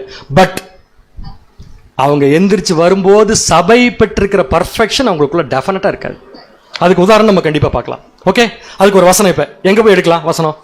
முற்பிதாக்களை பத்தி படிச்சோன்னா எங்க போய் வசனம் எடுப்பீங்க? பழைய ஏற்பாட்டில் இல்ல, புதிய ஏற்பாட்டில். எபிரேயர் 11ஆம் அதிகாரம் 39ஆம் வசனம். எபிரேயர் 11ஆம் அதிகாரம் 39ஆம் வசனம். இவர்கள் எல்லாரும் விசுவாசத்தினாலே நற்சாட்சி பெற்று. சரி, ஒரு எக்ஸாம்பிள் யாரோ ஒருத்தர் எடுத்துக்கலாம். எக்ஸாம்பிள் சிம்சோன் எடுத்துக்கலாமா? நான் அதை அடுத்த ஸ்லைட்ல போட்டிருக்கேன். சிம்சோன் விசுவாசத்தினால என்ன பெற்றாரு? எப்ப? அவர் உயிரோடு இருந்தப்ப, யூத யுகத்துல. கரெக்டானே? நற்சாட்சி பெற்றும் வாக்குத்தத்தம் பண்ணப்பட்டதை அடையாமற் போனார்கள். அப்படின்னா என்ன வாக்குத்தத்தம் கொடுத்திருந்தாரோ அதை அவங்க என்ன பண்ணல? அடையல. நல்லா புரிஞ்சுக்கோங்க. அடைஞ்சாங்கன்னு இருக்கு பைபிள். அப்ப அடைவாங்க. கரெக்ட்? நிதானத்துக்கு வந்துருங்க. விசுவாசத்தால் நற்சாட்சி பெற்றிருந்தும் தேவன் அவங்களுக்கு வாக்குத்தத்தம் பண்ணியிருந்த விஷயத்தை அவர்கள் வாழும் போது அடையல. அதான் வசனம் சொல்லுது. அப்படி அடுத்த கொஸ்டின், அடைவாங்க, அதுக்கு ஒரு டைம் இருக்கு. இப்ப கொஸ்டின், என்ன விஷயத்தை தேவன் அவங்களுக்கு வாக்குத்தத்தம் பண்ணியிருந்தார் அவங்க உயிரோடு இருக்கிறப்ப? சாய்ஸ் தர உங்களுக்கு. பரம அழைப்பு, ஹெவன்லி காலிங் கொடுத்திருந்தாரா சிம்சோனுக்கு? கிடையவே கிடையாது. இவர்களுக்கு வாக்குத்தத்தம் பண்ணப்பட்டது பரலோக அழைப்பு அல்ல. அப்படின்னா பரலோக அழைப்பு அவங்க திருப்பி அடைவாங்கன்னு நினைக்கிறது முட்டாள்தனம். கிளியர்? ஆனா ஏதோ ஒண்ணு தேவன் வாக்குத்தத்தம் பண்ணியிருக்கார், அதை அவங்க நம்பி ஓடி இருக்கிறாங்க. ஆனா அடையில, அடைஞ்சிருவாங்க. எதை வாக்குத்தத்தம் பண்ணப்பட்டதை அவங்க அடையில அப்படிங்கிறது தான் அவங்க எந்திரிச்சு வந்ததுக்கு அப்புறம் அவங்களுக்கு கிடைக்க போகுது. ஸோ சிம்பிளான விஷயம் கேட்டீங்கன்னா, from Genesis, ரீப்ரின்ஸ் page number 4675 Russell bell சொல்லியிருக்காரு, ஆதியாமத்திலிருந்து மல்கியா வரைக்கும் எங்கேயுமே பழைய ஏற்பாட்டு காலத்துல ஆவிக்குரிய உயிர்த்தெழுதல் இருக்குன்னு என்ன பண்ணல அவரு? சொல்லவே இல்லை. அப்ப தேவன் அவங்களுக்கு இது ஆவிக்குரிய விஷயத்த வாக்குத்தத்தம் பண்ணல. அப்படின்னா எதை வாக்குத்தத்தம் பண்ணார்னா, எவர் லாஸ்டிங் லைஃப். இப்ப நம்ம சொல்றோம் ராமசாமி கடைசியில் வாங்கி போறோம் இல்லையா, என்னது? ஜீவன். அந்த எவர் லாஸ்டிங் லைஃப் தான் அவங்களுக்கு ப்ராமிஸா கொடுத்தாரு. வாங்கிட்டாங்களா? அடையாமல் போனார்கள். அப்ப எவர் லாஸ்டிங் லைஃப்ங்கிற ப்ராமிஸ் அவங்களுக்கு இருக்கு. ஆனா என்ன பண்ணலவங்க அதைய அடையல. எப்ப அடைவாங்க? அதான் உயிர்த்தெழுந்து வந்ததுக்கு அப்புறம். அதுக்காக ஃபெயில் ஆவாங்கன்னு சொல்றதுக்கு நான் வரல. உதாரணத்துக்கு சிம்சோன் கம்ப்ளீட்லி குவாலிஃபைடா சாகும்போது இல்ல. அப்படின்னு எப்படி சொல்லலாம்? Samson he was better but not perfect. Perfect ஆகணுமா ஆகக்கூடாது? பெட்டர் வேணுமா பர்ஃபெக்ட் வேணுமா? பர்ஃபெக்டா இருந்தா தான் கரெக்ட். அப்ப பர்ஃபெக்ட் ஆகிறதுக்கு சிம்சோனுக்கு ஒரு காலப்பகுதி தேவை, பர்ஃபெக்ட் பண்றதுக்கு ஒரு ஆள் தேவை. எப்ப பர்ஃபெக்ட் ஆவார்? யார் பர்ஃபெக்ட் பண்ணுவாங்க? எபிரேயர் 11ஆம் அதிகாரம் 40ஆம் வசனம். எபிரேயர் 11ஆம் அதிகாரம் 40ஆம் வசனம். அவர்கள் நம்மை இல்லாமல் பூரணராகாதபடி. போதும். இந்த 3 வார்த்தை போதும் எனக்கு. அவர்கள் யாரது? முற்பிதாக்கள். Not perfect, better. அவர்கள் நம்மை இல்லாமல், யாரது? எல்லாம் நம்ம தான். 1,44,000 பேர் அல்லாமல் என்ன ஆக முடியாது. அப்ப அவங்க பூர்ணர் ஆகணுமா வேண்டாமா? பூர்ணர் ஆயிட்டாங்களா? எப்படி சொல்றீங்க இல்லைன்ட்டு? ஏன்னா நம்ம எல்லாம் அவங்க என்ன ஆக முடியாது. அப்படின்னா நம்ம கூட அவங்க வாழ்ந்தாங்களா? அல்ல. அப்ப எப்ப அவங்க பூர்ணர் ஆவாங்க? நம்ம வந்ததுக்கு அப்புறம் தான். புரிஞ்சு உங்களுக்கு? நம்ம எப்ப வந்தோம் யாருக்குமே தெரியாது. எப்ப வரோம் எப்ப போறோம் ஒருத்தருக்கும் தெரியாது. நம்ம எப்ப வந்தோம்னா சுவிசேஷ யுகத்துல, கரெக்டுங்களா? சோ சுவிசேஷ யுகத்துல சபை வந்து ஃபர்ஸ்ட் ரிசரக்ஷனை முடிச்சு வச்சாதான் பெட்டர் ஸ்டார்ட் ஆகும். இதுதான் நீங்க அப்பயே சொன்னீங்க என்கிட்ட, கரெக்டா? அப்ப ஃபர்ஸ்ட் ரிசரக்ஷன்ல சபையினுடைய அந்த லைஃப் முடியாம இவர்கள் என்ன ஆக முடியாது. அதுக்காகத்தான் தேவன் என்ன வச்சாரமா, நன்மையானதொன்றை தேவன். சோ இப்ப என்ன தப்பா எடுத்துக்க வேண்டாம்னா, முற்பிதாக்கள் ராஜ்யத்துல வந்து ஃபெயில் ஆவாங்கன்னு எடுத்துக்க வேண்டாம். ஆனா கண்டிப்பா பர்ஃபெக்ட் ஆவாங்க. பர்ஃபெக்ட் ஆகிறதுக்கு ஒரு காலப்பகுதி இருக்கு, அப்பதான் பர்ஃபெக்ட் ஆவாங்க. அவங்க மரிக்கும் போதே பர்ஃபெக்ட் ஆயிட்டாங்கன்னு சொல்ல முடியாது. தே வேர் பெட்டர். அடுத்த கொஸ்டின், உலக ஜனங்கள் பூரணமடைவதில் முற்பிதாக்களின் பங்கு என்ன? முற்பிதாக்கள் வேணுமா வேண்டாமா உலக ஜனங்களுக்கு? ராமசாமி, நீரோ வேணும். ஏன் வேணும்? இவங்க தான் வழி நடத்த, இவங்க இல்லாம வேற யாரும் வழி நடத்த முடியாதா? ராமசாமி வழி நடத்த முடியாதா? வாய்ப்பில்லை சேர்க்காங்க. முடியாதான்னு கேட்டேன் நான். முடியாது அப்படின்னு இவங்களுடைய ஸ்பெஷாலிட்டி என்ன? இவங்க இல்லாம முடியாதுன்னு சொல்றீங்களா? முடியாது. அதே மாதிரி சபை இல்லாம அவங்களால முடியாது. இப்ப இவங்க ஸ்பெஷாலிட்டி என்ன? நீங்க என்ன சொல்றீங்கன்னா, இந்த நோய்க்கு இந்த டாக்டர்கிட்ட போனாதான் கியூர் ஆகுன்னு சொல்றீங்க, கரெக்டா? அப்ப அந்த டாக்டருடைய ஸ்பெஷாலிட்டி என்ன? அந்த டாக்டர் இப்ப நான் மறந்து போய் கீழே இறங்கி வந்துடணும். இப்ப உங்களுக்கு அந்த டாக்டர் அந்த பேஷண்ட்டுக்குரிய ட்ரீட்மெண்ட்டை தெரிஞ்சு வச்சிருக்கார், கரெக்ட்? அப்படின்னா உலக ஜனங்களுக்கு என்ன ட்ரீட்மெண்ட் கொடுக்கணும்னு யார் தெரிஞ்சு வச்சிருக்கிறா? எப்ப தெரிஞ்சுக்கிட்டாங்க? எப்ப படிச்சாங்க? அது அவங்க லைஃப். புரியுது உங்களுக்கு? அவங்க லைஃப் பிளஸ் உயிர் தெழுந்து வந்த உடனே அவங்க தெரிஞ்சுக்க போற டாக்டர்ஸ். யாரை பத்தி தெரிஞ்சுக்குவாங்க? அவங்க சபை பத்தி தெரிஞ்சுக்கிட்டதுக்கு அப்புறம் தான் பர்ஃபெக்ட் ஆவாங்க.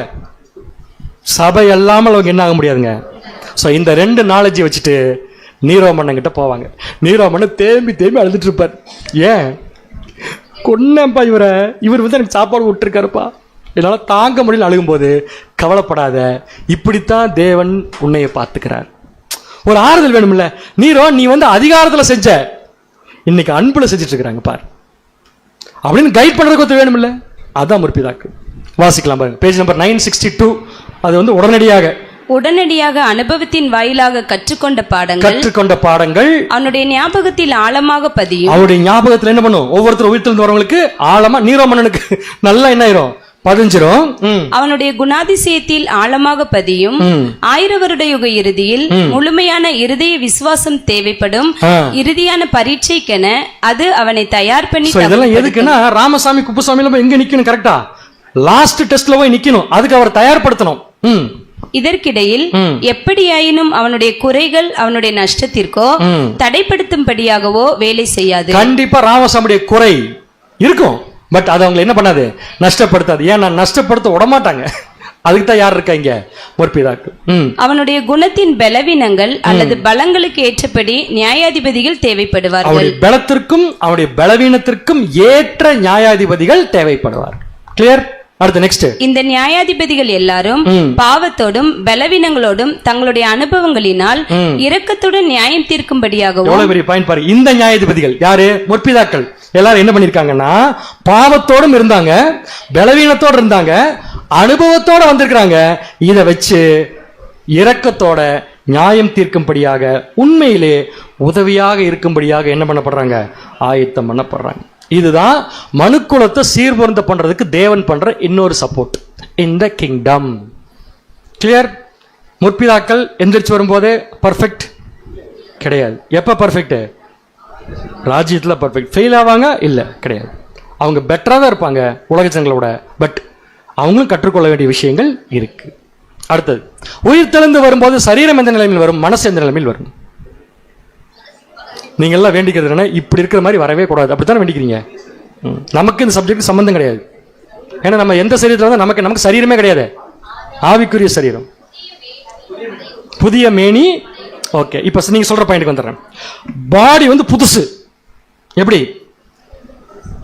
நீரோமண்ணன் எடுத்துக்கலாமா? நீரோமண்ணன் அவனுக்கு ஒரு தோற்றம் இருக்கு இல்லையா? அந்த தோற்றம் கம்ப்ளீட்டா மாறி நல்ல ஒரு யங்கா வருவார் இல்லையா? அப்படி வரமாட்டாரு. அப்படி நீங்க தான் சொன்னீங்க முழுசா. என்ன அப்படி வந்தா என்ன ஆகுன்னா, நீங்க சொல்ற மாதிரி மனசு பழசு, பாடி புதுசு. புதுசுங்கிறது எப்படி எடுத்துக்கூடாதுன்னா, முகத்தில் இருக்கிற சுருக்கங்கள் எல்லாம் போய், பருக்கள் எல்லாம் போய், முடியெல்லாம் வெள்ளையாகி வருவார்னு எடுத்துக்கிட்டீங்கன்னா நீராமண்ண உயிர்த்தெழுந்ததுக்கு அப்புறம் கண்ணனில் போய் பார்த்து அவருக்கே சந்தேகமா இருந்தா யாரு? அப்ப அந்த ஐடென்டிட்டி என்ன ஆகாதுங்க, கிடைக்காது. அப்ப ஐடென்டிட்டி கண்டிப்பா இருக்கும், ஆனா பலவீனங்கள் உடல்ல இருக்காது. மனசு எப்படி இருக்கும்? அதே சேம் கைண்ட். கடைசி மூச்சு விடுறப்ப என்ன கண்டிஷன்ல செத்தாரோ அதே கண்டிஷன்ல தான் மனசு இருக்கும், ஆனா பாடி கொஞ்சம் ஸ்ட்ரென்த்தா இருக்கும். இப்ப எனக்கு என்ன கேள்வி, பாடி அதே மாதிரி கொடுத்துட்டு போனா என்ன ஆகும்? என்ன தெரியுமா, ஒருத்தர் 95 வயசுல பாவம் பண்ணிட்டு செத்து போயிட்டாரு. எந்திரிச்சு வந்து திருப்பி 95 அதே மாதிரி அந்த தடி தான் தேடுவார். ஃபர்ஸ்ட் எங்கப்பா ஸ்டிக்கு அப்படின்னு தேடி அந்த ஸ்டிக்கை கண்டுபிடிக்கிறதுக்கு அவருக்கு 3 வருஷம் போயிடும். ஏன்னா ரொம்ப நாளைக்கு மட்டும் தொலைச்சது. அதை எடுத்து பிடிச்சி அவர் நடக்கவும் முடியாது அவரால், பாவம். அப்புறம் நடந்து இவர் எங்க புதிய உடன்படிக்கை வாங்க போறது? ரேஷன் கடை கூட போக முடியாது அவரால். அப்படின்னா தேவன் என்ன சான்ஸ் கொடுக்குறாருன்னா, சிந்தைய நீ மாத்து, பாடியை நான் மாத்துறேன் அப்படின்னு சொல்லி கொண்டு வந்து வைக்கிறார். வாசிக்கலாம், பேஜ் நம்பர் 959.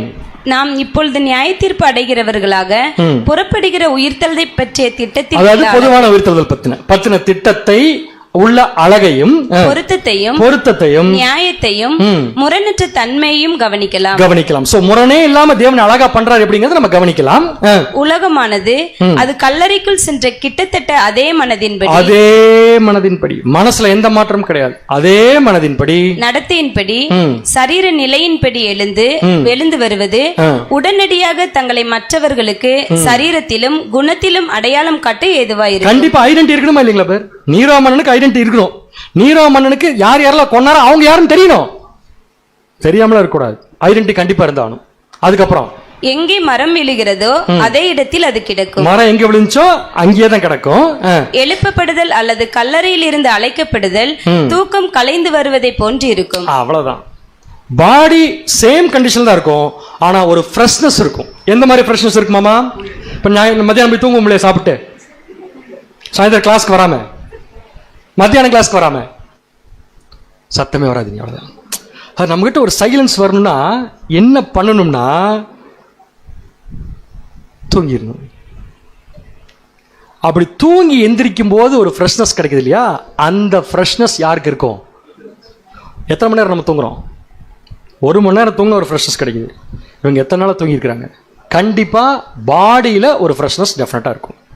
வாசிங்க. இப்ப இதே அடையாளத்தை கிறிஸ்து தன் சரீரத்திற்கு மட்டும் உபயோகிக்காமல் உலகத்துக்கும் பொதுவாக உபயோகிக்கிறார். உலகத்திற்கும் பொதுவாக ஸ்பீடா வாசிடலாம். உலகம் எதிர்காலத்தில் எழுப்பப்படுவது அவருடைய திட்டத்தின் ஒரு பங்காக இருக்கும்போது அது தூக்கத்திலிருந்து தட்டி எழுப்பப்படுவதை போன்று சொல்லப்பட்டிருக்கிறது. தூக்கத்திலிருந்து தட்டி எழுப்பும் போது தோற்றம் மாறிடுங்களா? பேர் உடம்புல இருக்கிற சுருக்கமெல்லாம் போயிருமா? ஃப்ரெஷ்னஸ் மட்டும் இருக்கும். அதே கண்டிஷன்ல தான் எந்திரிச்சு வருவாங்க.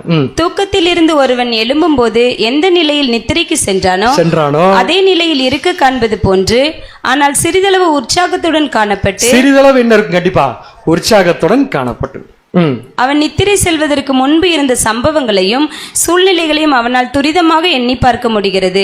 உலகத்தார் எழும்பும் போதும் இதே போன்றுதான் இருக்கும் என்று நாம் நம்புகிறோம். அப்பொழுது அவர்கள் மனுஷகுமாரனின் சத்தத்தை கேட்டு வெளியே வருவார்கள். சரிங்க. அப்ப கை முறிஞ்சு போய் கால் இல்லாம ஒருத்தர் கண் இல்லாம செத்து போயிட்டார். அவர் எந்திரிச்சு வருவார். அவருக்கு கண் இருக்காது, ஃப்ரெஷ்ஷா இருப்பார், ஆனா கண் இருக்காது. சரீரத்தின் குறைபாடுகள் இருக்காது. சரீரத்தின் குறைபாடுகள் கட்டாயமா இருக்காது, டெஃபினட்டா இருக்காது. ஸோ இதுக்கு ரசல் பேர் எழுதியிருக்காரு. இது வாசிக்கணுமான்னு பார்க்கலாம், இல்லைன்னா அடுத்த பேராக போயிடலாம். இருக்காதுன்னு ஒத்துக்கிட்டா அடுத்த பாயிண்ட் போயிடலாம்.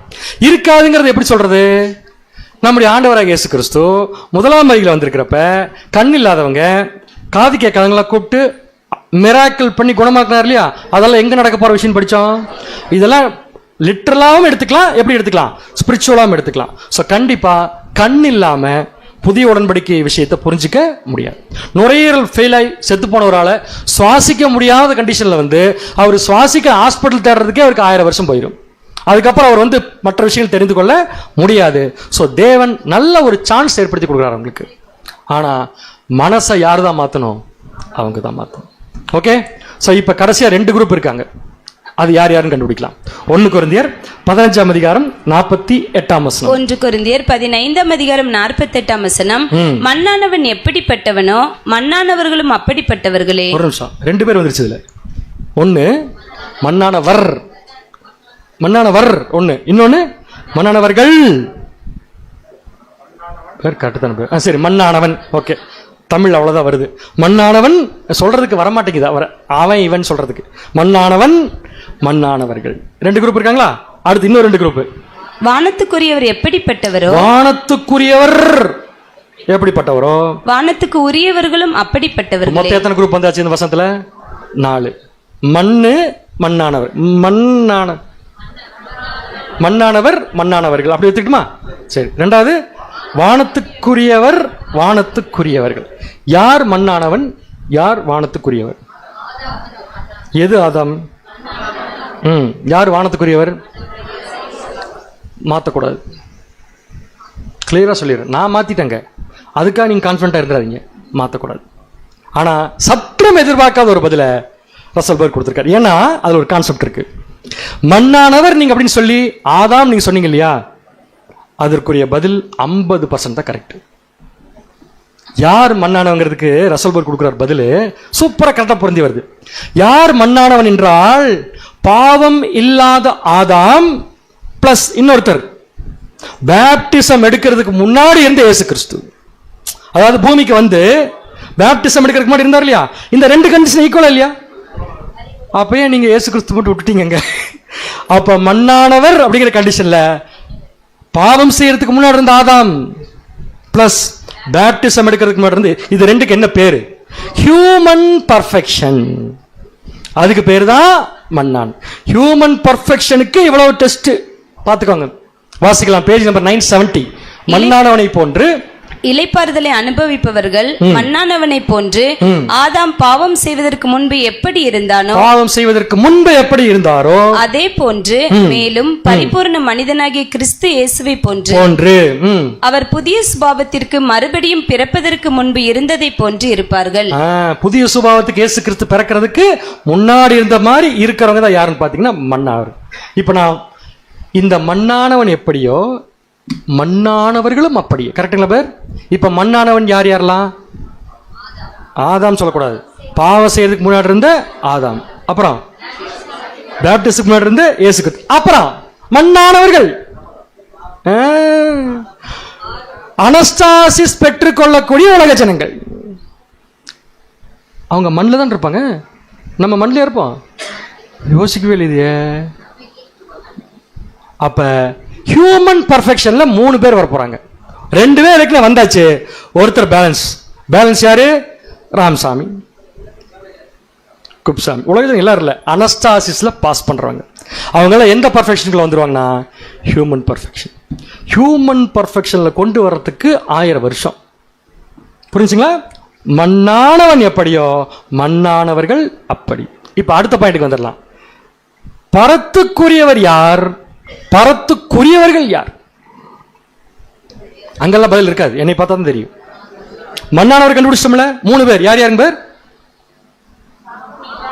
பாவம் செய்வதற்கு முன்னாடி இருந்த ஆதாம், பேப்டிஸ்டுக்கு முன்னாடி இருந்த இயேசு கிறிஸ்து, உலக ஜனங்களுக்கு கடைசியா கிடைக்க போற அனஸ்டாசிஸ், ஹியூமன் பர்ஃபெக்ஷன். மண்ணானவர் எப்படியோ மண்ணானவர்கள் அப்படி. விண்ணானவர் இப்படி எடுத்துக்கலாமா? யாரு விண்ணானவர் யாருன்னு மட்டும் தான் கேட்டேன். விண்ணானவர் வின் ஆனவர் தான், கரெக்ட் தான். வின் ஆனவர் இயேசு. அப்படி சொல்றது கரெக்டா இருக்குமா? இல்ல. பேப்டிசம் எடுத்து மரிச்சு உயிர்த்தெழுந்து போன இயேசு கிறிஸ்து, அவர் எப்படியோ அதே மாதிரி இன்னொரு குரூப் இருக்காங்க. யாருங்க இது? மண்ணானவர்கள், விண்ணானவர்கள். யாருங்க வருது? 144,000. புரிஞ்சு உங்களுக்கு? இவ்வளவு கான்செப்டையும் எப்படி பவுல் யோசிச்சிருப்பாருன்னு தெரியல. ஒரு கிராஸ் கொஸ்டின் இதுல. சபை மண்ணானவன் சாயலை பெறாதா? இதுக்கு பதில் சொல்லணும்னா மண்ணானவர் யாருன்னு தெரியணும், மண்ணானவர்கள் யாருன்னு தெரியணும், விண்ணானவர்கள் யாருன்னு தெரியணும். பெருமா பெறாதா சபை? பெரும். எப்ப பெரும்? கரெக்டா நான் ஃபர்ஸ்ட் ஒரு சார்ட் போட்டால் அதை கவனிச்சிங்கன்னு சொல்லியிருக்கலாம். ஞானஸ்தானம் எடுத்து பலியின் உடன்படிக்கை வாழும் போது நம்ம மண்ணுக்கு சொந்தக்காரர் இல்லை. எதுக்கு சொந்தக்காரர் இல்ல? மண் எங்க இருக்கு? அருமையான பதில், பூமியில். அப்படி என்ன தெரியுமா? நம்ம வாழ்ற இந்த வாழ்க்கைக்கு நம்ம சொந்தக்காரர் இல்ல, ஆனா மண்ணில் தான் இருப்போம். புரியுது உங்களுக்கு? மண்ணில் தான் இருப்போம். இந்த மண்ணுக்கு தேவையான விஷயத்தை சம்பாதிக்கிறதுக்கு நமக்கு இல்ல. கரெக்டா தப்பா நான் சொல்றது? எங்க சம்பாதிக்க இருக்கோம் அப்படின்னா சபை பெறாதா? பெரும். எதுக்கு பெறும்னா நியூ கிரியேஷனை வளர்த்து எடுப்பதற்காக பெறும். அப்ப இந்த பூமி நியூ கிரியேஷனுக்கு ஒரு வாடகை வீடு. இந்த வாடகை வீட்டுக்குள்ள உட்காந்துட்டு இங்க இருக்கிறதுக்கு எப்படின்னு பிளான் பண்றவங்க நியூ கிரியேஷனே கிடையாது. விட்டு வரணும். நம்ம இருக்கிற இடம் நம்ம இருக்க வேண்டிய இடம் இல்லை, ஆனா இருக்கிறோம். ஏன் தெரியுமா? மண்ணானவர் சாயல் இருந்து விண்ணானவர் சாயலுக்கு மாறுறதுக்காக. இந்த கான்செப்ட் யாருக்குள்ள புரியுதோ அவங்க கரெக்டா சாய்ஸ் எடுப்பாங்க. அவங்க எடுக்கிற சாய்ஸ் அவங்களை கொண்டு போய் சாய்ஸ்ல கரெக்டா நிறுத்தும். எய்தர் இம்மார்டாலிட்டி எடுக்கல, செகண்ட் டெத். இது நம்ம கொடுக்கிற சாபம் அல்ல, பைபிள் தீர்க்க தரிசனம். இதுக்கு ஒரு மாற்று கருத்தும் கிடையவே கிடையாது. யாருக்காக வாழ்ந்துட்டு இருக்கா? அப்ப நம்ம மண்ணானவனுக்கா விண்ணானவருக்கா? ஆனா எங்க இருக்கிறோம்? அப்ப மண்ணில் இருக்கிறோம். எதுக்கு இருக்கிறோம்னா விண்ணுக்கு எப்படி போறதுன்னு பாக்குறதுக்காக. இங்க உட்கார்ந்து இதுக்காக பிளான் பண்ண வச்சுக்கோங்க. ஏன் பேர் மீட்டிங் வரல? ஒரு சின்ன காரணம். ஏன் பேர் வரல? வயிற்று பொழப்பு. வயிறு எங்க போறது? இந்த வயிறு மண்ணுக்கு போறது. மண்ணு சாப்பிட போற வயிறுக்கு எதுக்கு நம்ம கேர் எடுக்கணும்? அவசியமே கிடையாது. நம்ம கேர் எடுக்க வேண்டியது இங்க இருக்கிறதுக்கு இல்ல, நம்ம கேர் எடுக்க வேண்டியது அங்க இருக்கிறதுக்கு. இதுதான் பவுல் கிளியரா சொல்றார். ஓகே, இனி சத்தமே வராது நேரத்துக்கு. ஏன்னா நம்ம செய்யக்கூடிய விஷயங்கள் எந்த நோக்கத்தில் நம்ம செஞ்சுட்டு இருக்கோங்கிறது முதல்ல நமக்கு புரியணும். மற்றவங்களுக்கெல்லாம் புரிய வேண்டிய அவசியம் இல்லை, மற்றவங்களை பற்றி யோசிக்க வேண்டிய அவசியம் நமக்கு இல்லை. முதல்ல நமக்கு தெரியணும். ஏன்னா மற்றவங்க சொன்னால் தப்பா தெரியும், நமக்கு தெரிஞ்சா அது கரெக்டாக தெரியும். நம்ம நம்மளை பற்றி மட்டும் யோசிப்போம். மண்ணில் இருக்கிறோம், மண்ணானவருடைய சாயலை போட்டுக்கிறதுக்கா இல்லை, விண்ணானவருடைய. எனக்கு விண்ணு வந்துருச்சு, தயவு செஞ்சு வசனம் அப்படி இல்லை. விண் அந்த வார்த்தை நல்லா இருக்கு. விண் ஆனவருடைய சாயலை தரித்துக்கொள். ஓகே, ஸோ இது படிக்க வேண்டிய அவசியம் இல்லை. நெக்ஸ்ட் பாயிண்ட், மரித்தலுக்கும் நித்திரைக்கும் என்ன வித்தியாசம்? தூக்க மாத்திரை போட்டுவிட்டு சாப்பிடுவது என்பது நித்திரை. அதே தூக்க மாத்திரை 100 போட்டுவிட்டு சாப்பிடுவது என்பது மரணம். ரெண்டுக்கு என்ன வித்தியாசம்? மரிப்பது என்றால் சிந்தனை மரிப்பு. அப்போ அடுத்த பாயிண்ட்ல மாட்டிக்குவோம். வேண்டாம், இந்த ரூட் வேண்டாம், வேற ஏதாவது சொல்லுங்க. இந்த 1 தெசலோனிக்கேயர் 4ஆம் அதிகாரம் 15-16 படிப்போம். செகண்ட் கமிங்ல கர்த்தருடைய வருகை மட்டும் உயிரோடு இருக்கிறவர்களை நம்ம என்ன பண்றதில்லை, முந்திக் கொள்வதில்லை. அப்படி ஒரு வசனம் இருக்கா? நீங்க பார்க்கறதும் ஆச்சரியமாக இருக்கிறது. நான் முந்திக் கொள்ள போறதில்லை. பின்பு உயிரோடு இருக்கும் நாமும். இதெல்லாம் வசனத்தை உள்ள வச்சுக்கோங்க. பாயிண்ட் வர. இப்ப இதுக்கு பதில் சொல்லுங்க. மரணம் என்றால் என்ன, நித்திரைனா என்ன? ஒரு க்ளூ என்ன தரேன். நம்ம செத்தா, எவ்வளவு பெரிய வாக்குத்தத்த வசனம் தெரியுமா? ஜனவரியில நம்ம செத்தா, சபையா இருந்தா, சாய்ஸ் கரெக்டா எடுத்திருந்தா நாம நித்திரையில இருக்க மாட்டோம். ஆனா மரணம் உண்டு நமக்கு. இப்ப சொல்லுங்க, என்ன சொல்ல வரேன்னு? இப்பவும் சொல்ல மாட்டேன் என்று இருக்கிறவர்களுக்கு உடனே எந்திரிக்கிறதுக்கு பேர் மரணம். அப்படியே கான்செப்ட் மாத்திட்டீங்க. எல்லாரும் மரிப்பாங்க, ஆனா எல்லாரும் நித்திரையில் இருக்க மாட்டாங்க. இங்க கேட்ட மாதிரி இருக்குல்ல? இப்ப சொல்லட்டுமா வசனம்? இயேசு கிறிஸ்து 2ஆம் வருகையில் வரும்போது சபை எத்தனை பிரிவா இருக்கும்? ஏன் பேர் என்னென்னமோ கேட்குறீங்க. 2ஆம் வருகைன்னு சரியா படிக்கல. 2 விதமா இருக்கும். ஒன்று ஏற்கனவே மரித்தவர்கள், இன்னொன்று உயிரோடு. இந்த உயிரோடு இருக்கவர்கள் மரிப்பாங்க, அதுக்கு பேர் மரணம். யார் அது? உயிரோடு இருக்கிறவர்கள் நம்ம தான். மரிப்போமா? நம்ம செத்து போயிட்டோம்னா ஆஃபீஸில் என்ன சொல்லுவாங்க? நித்திரையில் இருக்கவங்க சொல்லுவாங்க மரிச்சிட்டோம் பாங்க, கரெக்டுங்களா? ஆனால் நித்திரையில் இருக்க மாட்டோம், உடனே போயிடுவோம். அப்போ மரணத்துக்கு நித்திரைக்கு என்ன வித்தியாசம்? வாசிங்க 972 பேஜ் நம்பர். உதாரணத்திற்கு அப்போஸ்தலர்களை எடுத்துக்கொள்வார்கள். அவர்கள் மரித்தார்கள். அவர்கள் மரித்த நேரத்தில் இருந்து உயிர்த்தெழுதலின் காலம் வரை நித்திரையில் இருப்பதாக எண்ணப்பட்டார். அப்போஸ்தலனை போல் கிபி 60 மரிச்சாரு. 1878 வரைக்கும் எதில் இருந்தாரு? அவர் மரிச்சது எப்ப? உதாரணத்துக்கு கிபி 60 மரிச்சிட்டார். எவ்வளவு நாள் வரைக்கும் நித்திரையில் இருந்தாரு? 1878 வரைக்கும். கிளியரா புரியுது உங்களுக்கு? மரிக்கிறதுனா சாகிறது, நித்திரைனா உயிர்த்தெழுதலுக்காக வெயிட் பண்றது. மரிப்பது என்பது அந்த தருணத்தில் நடப்பது. ஆனால் நித்திரை அல்லது சுய நினைவு இல்லாமல் இருப்பது நூற்றாண்டுகளுக்கு தொடர்ந்தது. நூற்றாண்டுகளுக்கு என்ன பண்ணும்? தொடரும். ஓகே, அடுத்த வசனம் 1 கொரிந்தியர் 15 இந்த நித்திரை பத்தி எக்ஸ்பிளைன் பண்றதுக்காக தான். 15:51. 1 கொரிந்தியர் 15:51 இதோ ஒரு ரகசியத்தை உங்களுக்கு அறிவிக்கிறேன். ஒரு முக்கியமான ரகசியம் நோட் பண்ணிக்கோங்க, தாட்டி சொல்லிடாதீங்க. நாம் எல்லாரும் நித்திரை அடைவதில்லை. நாம் எல்லாரும் என்ன அடைவதில்லை? இப்ப இங்க எத்தனை பேர் உட்கார்ந்து இருக்கிறோம்? இப்பவே எடுத்துக்கலாம். 2025 எல்லாரும் என்ன அடைய போறது இல்ல, நித்திரை அடைய போறது ஒண்ணுதானே பேர். ஆனா எல்லாரும் மரிப்போம். புரியுதாப்ப? யார் மரிக்க போறது? எல்லாரும். மரிச்ச உடனே யார் யாரெல்லாம் குழிக்குள்ள இல்லாம அவங்கள போய் சேர்றாங்களோ அவங்களுக்கு என்ன இல்ல? நித்திரை. ஓகே, மரிச்சதுக்கு அப்புறம் குழிக்குள்ளே ஒருத்தர் தூங்கிட்டு இருக்காருன்னு என்ன அர்த்தம்? எந்திரிக்க மாட்டேன். கரெக்டான பதில் தான். ஏன்னா அவருக்கு 2ஆம் கன்ஃபார்ம். அவ்வளவுதான். ஆகிலும் கடைசி எக்காலம் துடிக்கும் போது ஒரு நிமிஷத்திலே ஒரு இமைப்பொழுதிலே மரிப்போம், நித்திரையில் இருக்க மாட்டோம். இதுதான் உலக ஜனங்கள் தப்பா புரிஞ்சுட்டு கிறிஸ்தவர்கள் என்ன சொல்றாங்க? ராப்சர்ங்கிறாங்க. அவங்களுக்கு என்ன வித்தியாசம் தெரியல? மரணத்திற்கும் நித்திரைக்கும் வித்தியாசம் தெரியவில்லை. வாசிக்கலாம். இந்த நித்திரை என்ற வார்த்தை, இந்த நித்திரை என்கிற வார்த்தையை குறித்த சிந்தனை அப்போஸ்தலருடைய வார்த்தையோடு புரிந்து கொள்வதற்காக சேர்க்கப்பட வேண்டும். எப்படி எனில், ஆண்டவருடைய ஜனங்கள் அவருடைய 2ஆம் வருகை வரை இருப்பவர்கள் சுய நினைவு இல்லாமல் ஒரு வினாடிக்கு கூட மரணத்தில் நித்திரையாக இருப்பது அவசியமாக இருக்கு. அவசியமே கிடையாது. இப்ப சபையை முடிச்சோம்னா நம்முடைய மரணத்துல நமக்கு நித்திரை கிடையாது. யார் கூட போய் சேர்ந்துருவோம்? கிறிஸ்துவோட போய் சேர்ந்துருவாங்கிறதுல எந்த மாற்று கருத்தும் இல்லை. சோ ஆதார வசனத்தை வாசிக்கலாம். 1 கொரிந்தியர் 15:42-43. 1 கொரிந்தியர் 15 42 மற்றும் 43. மரித்தோரின் உயிர்த்தெழுதலும் அப்படியே இருக்கும். அதை தான் இந்த 2 பாட்டுல பார்த்திருக்கோம். அப்படியே இருக்கும். அழிவுள்ளதாய் விதைக்கப்படும், அழிவுள்ளதாய் விதைக்கப்படும், அழிவில்லாததாய் எழுந்திருக்கும். அழிவில்லாததாய் என்று இந்த வார்த்தை யாருக்கு மட்டும் பொருந்தும்? எந்த உயிர்த்தெழுதலுக்கு மட்டும் பொருந்தும்? 1ஆம் உயிர்த்தெழுதல். ஏன்னா அவங்களுக்கு இனிமேல் என்ன கிடையாது? அழிவு கிடையாது. இம்மார்டாலிட்டிக்கு போறாங்க. அடுத்தது கனவீனம் உள்ளதாய் விதைக்கப்படும். ஆமா, விதைக்கப்படும் போது அப்படித்தான் இருக்கலாம். அடிச்சு கூட நம்மளை கொள்ளுவாங்க. எந்த மாற்று கருத்தும் இல்லை. கனவீனம் உள்ளதாய் விதைக்கப்படும், மகிமையுள்ளதாய் எழுந்திருக்கும். மகிமையுள்ளதாய் எந்திரிக்கும். பலவீனம் உள்ளதாய் விதைக்கப்படும், பலம் உள்ளதாய் எழுந்திருக்கும். இந்த வார்த்தை எதை பத்தி சொல்லுதுன்னா அழியாமை சாகா. கீழே இருக்கிற வசனத்தை மட்டும் வாசிக்கலாம். 2 தீமோத்தேயு 1:10.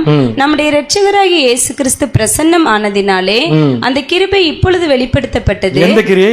செத்த உடனே அவர் கூட போய் சேர்ற கிருபை நமக்கு எப்படி வெளிப்படுத்தப்பட்டுச்சுன்னா அவருடைய பிரசன்னமாகுதல். எத்தனாவது பிரசன்னமாகுதல்? செகண்ட். வந்துட்டாரு. இப்ப மரிச்சு அவர் கூட உடனடி என்ன பண்ணிடலாம்? போய் சேர்ந்துடலாம்.